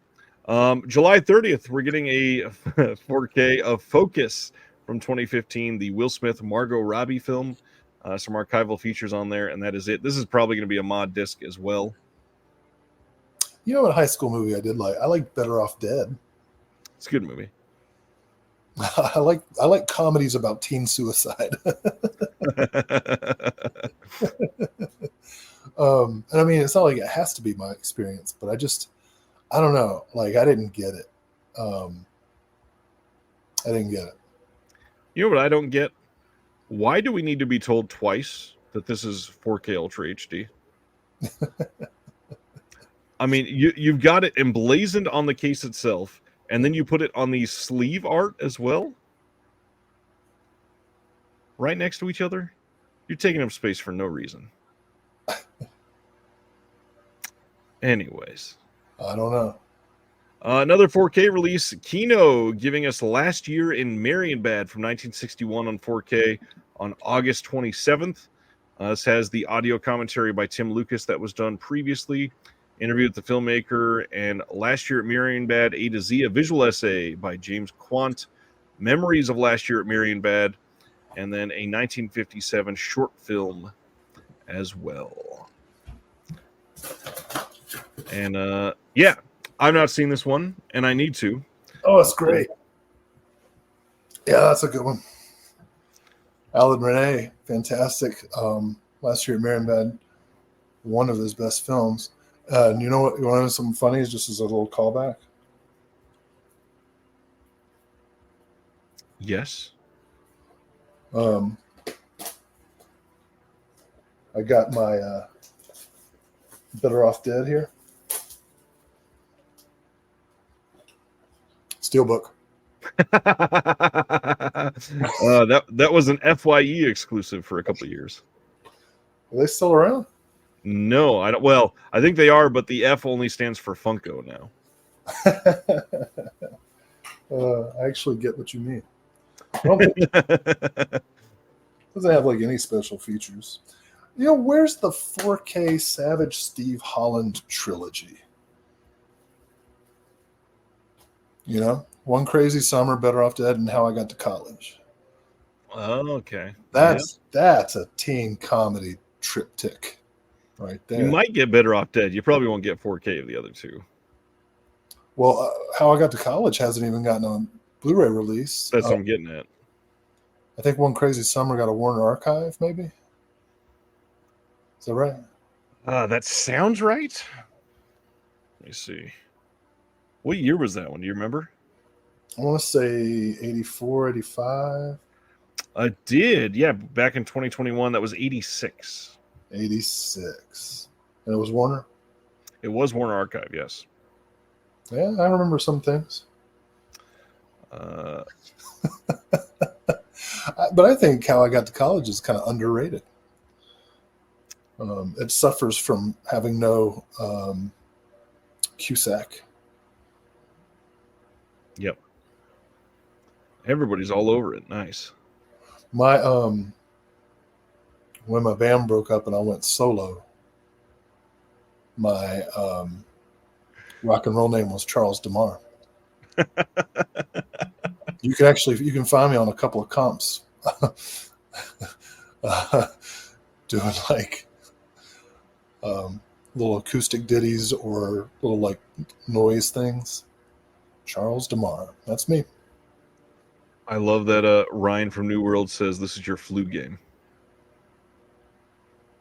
That's a Michael Jordan reference for anybody that doesn't know. I saw the flu game. I mean, I was on TV, but Imagine Dodson. Next up, again, like I mentioned, Fun City Editions earlier, a lot of people just don't pay attention to them anymore. August 8th, they are releasing Bad Company with Jeff Bridges.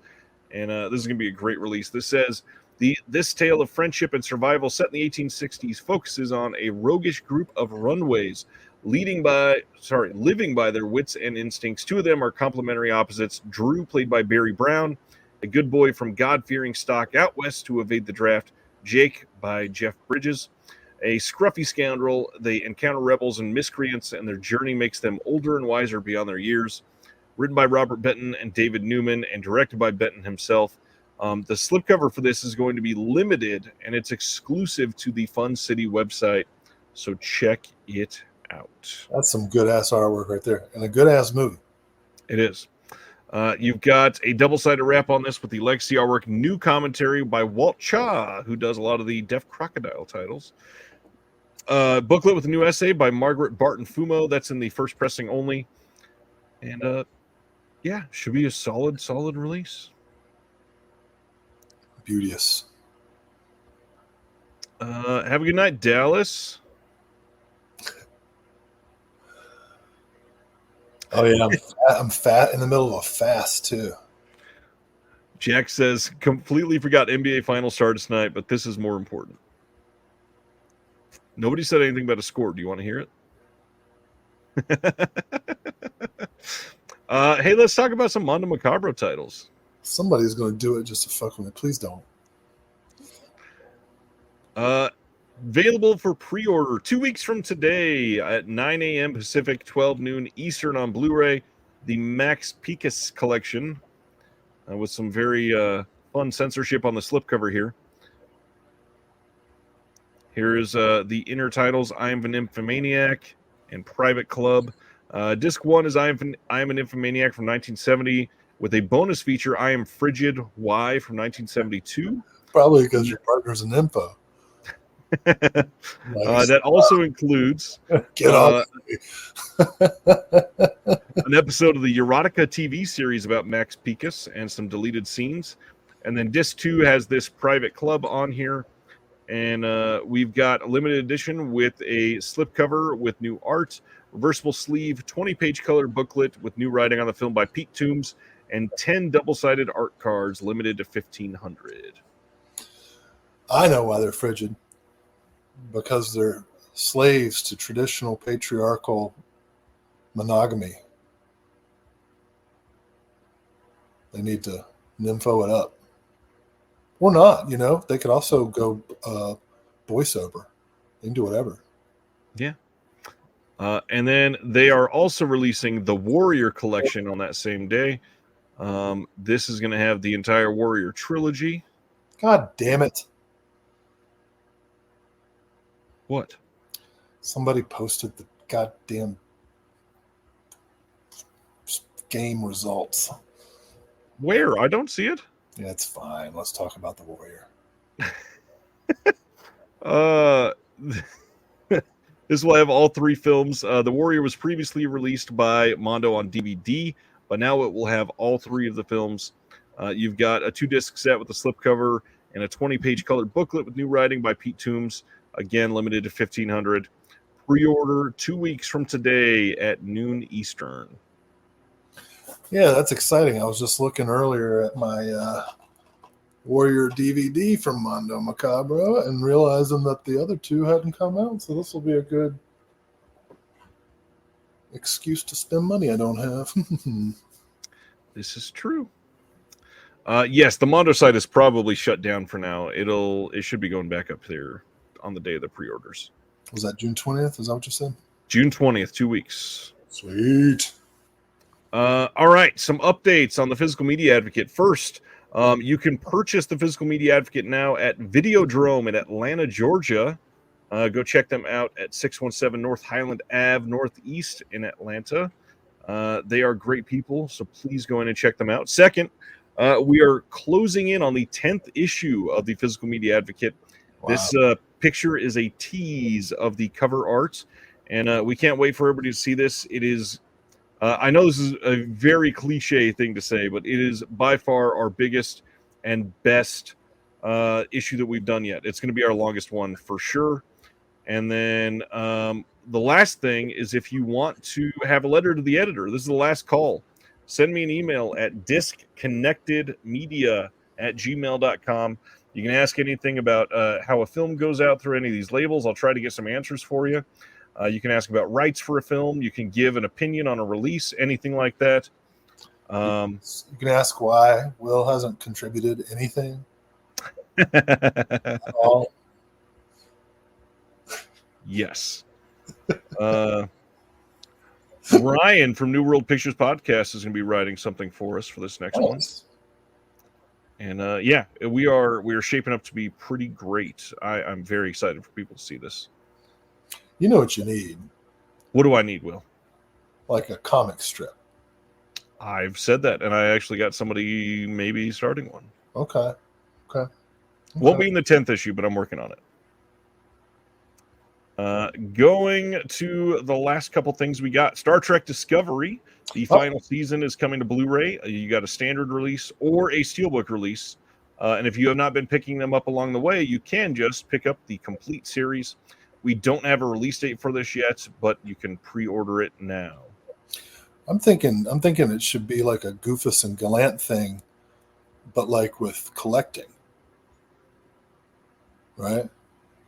Or related to film somehow, yeah. Yeah, like Goofus. Are you gonna write a comic strip on the spot here? Like Goofus packs his discs without any bubble wrap. In a bubble mailer. Goofus works at an Amazon warehouse. Gallant works at Diabolic. All right, 2 more titles left. The first is Bolero from 1984, getting what looks to be a mod Blu-ray from Amazon's MGM. This is coming on June 18th, just 2 Tuesdays away from now. And then finally, When Worlds Collide, getting what looks to be a mod disc as well from Paramount on June 25th. This is the 1951 sci-fi film. Didn't that come as part of a double feature with that like Zaz release? Zaz? I think it came with War of the Worlds. That's what I'm saying. From Zaz. Yeah, the Paramount Presents edition. Yes. What am I talking about? Now you can just get this one on its own. Well, what am I talking about? Zavvy. See, I have no idea what Zaz meant. It meant Zavvy. Zaz. Not a Zaz movie. It was Zavvy. I got it on Zavvy. Also, can you go back to Bolero for a second? Sure. Now, Zoom out. So when you say an actor's name and then put in parentheses another movie they're in, you got Bo Derek, and they decide to go with 1989's Ghosts Can't Do It, which, fine, it's directed by John Derek and everything, but it's like a 1-star movie. And they're like, hey, what do we think people will know Bo Derek for? Oh man, Ghosts Can't Do It. Definitely. No, they're not going to put 10. Like what? Well, as Anthony says here, Bolero was previously put out by Shout with Ghost Can't Do It. So they are linked a little bit. Beyond that, Amazon likely owns the rights to Ghost Can't Do It, which is why they are like, I don't know, kind of promoting their own title. Well, that's subterfuge. Yes. Have a good night, Brendan. Who owns 10?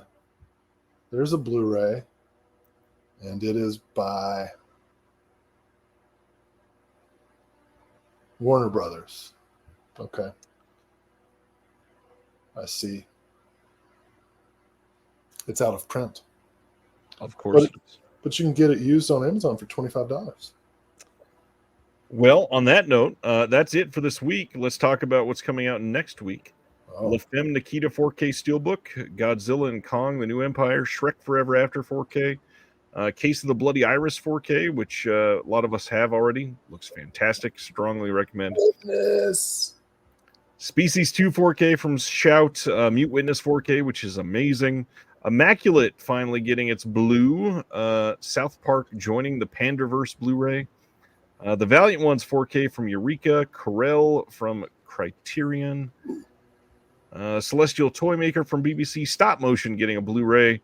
The Bat Whispers, I believe that's from VCI. Remembering Gene Wilder from Kino. Queen's Ransom from Eureka. Last Kumite Steelbook. Homework from Unearthed. I still haven't seen anybody get that in yet. Warriors of Virtue from Sandpiper. The Animal Kingdom from Magnet. Winter People. Zebraman 2-pack. Nice. Dogman, the Luc Besson from last year, getting its release. Article 99. Zombie Christ. That cover. Blind War from Welgo coming out next week. Wow. Kill Her from Massacre Video. And that's it. What was in that last line at the bottom? Betrayed, The Mighty Quinn, Finding the Money.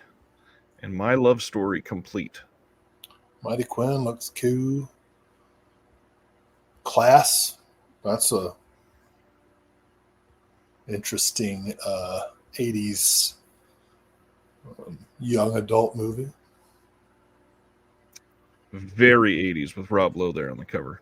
Oh, yeah. Mute Witness, strong recommend. I know Will and I have already talked about Mute Witness once, but the movie's amazing.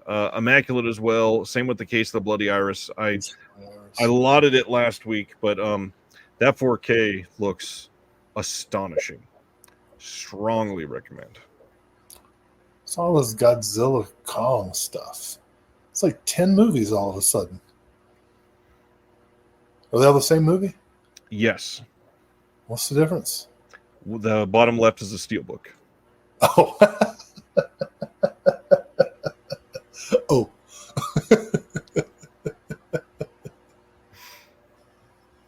A book made of steel. That reminds me, I don't remember if I said this on the show or in the Discord. Godzilla -1. I don't know that I said it on the show, so I do want to say again. I have heard from somebody that works with Toho that the reason we don't have a physical Godzilla -1 in the U.S. is because Toho has a deal where they cannot have Toho items come out on physical media within a year of one of the U.S. Godzilla films. And so we just got Kong and Godzilla again. So it will be up to a full year after that until we see a U.S. one, supposedly. I didn't see the contract. That's just what I was told. But that's a long time. Now it's on Netflix, obviously, and everybody's watching it. But Release date unknown. Ruby, Ruby, Ruby, Ruby Toho. Huh?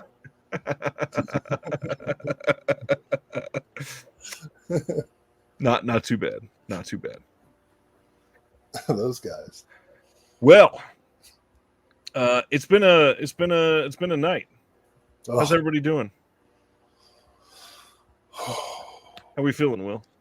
Not great, but I'm here. People were very kind in the chat. Jack says that was a rancid joke. Except for a couple things. Yeah. I've told a lot of rancid jokes. Corey Conway says, great stream. So, that's the same thing my urologist said a couple weeks ago. So man. Good to know. Well, we got a lot of stuff that we can't wait to share with everybody in due time. Those will be revealed soon. I will say, as usual, if you are interested in carrying on with these discussions throughout the day between episodes of Reconnected Live, check out the Patreon and the link in the description below, patreon.com/thedisconnected. You can join the Discord. You can get updates on some of our visual essays. You can get vlogs that I don't post anywhere else. You can get pickup videos that I don't post anywhere else. We watch a movie together every month in the Discord. We'd love to have you. Yeah. Check it out.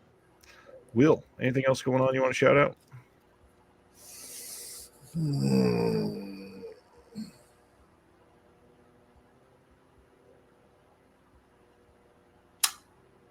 I don't know. I have some stories, but it seems like it's a little late to start telling them. But a lot of shit went down in May. Maybe I'll wait for the July show. Maybe you'll feel better for that one. Physically? Hopefully. Or existentially? Probably not that one. Yeah. Ryan says, I think Will froze for a second. Thank you, everybody, for watching. We will see you in July. Got lots to do behind the scenes. We can't wait to share it with you. Have a good one. See you next month. We'll feel better. We all love you. Aww. And now I cut you off. Have a good one. Thank you for watching The Disconnected. On the way out, make sure that you are subscribed to the channel, that you've liked the video, and that you've copied the link to be able to share with someone else that may appreciate this.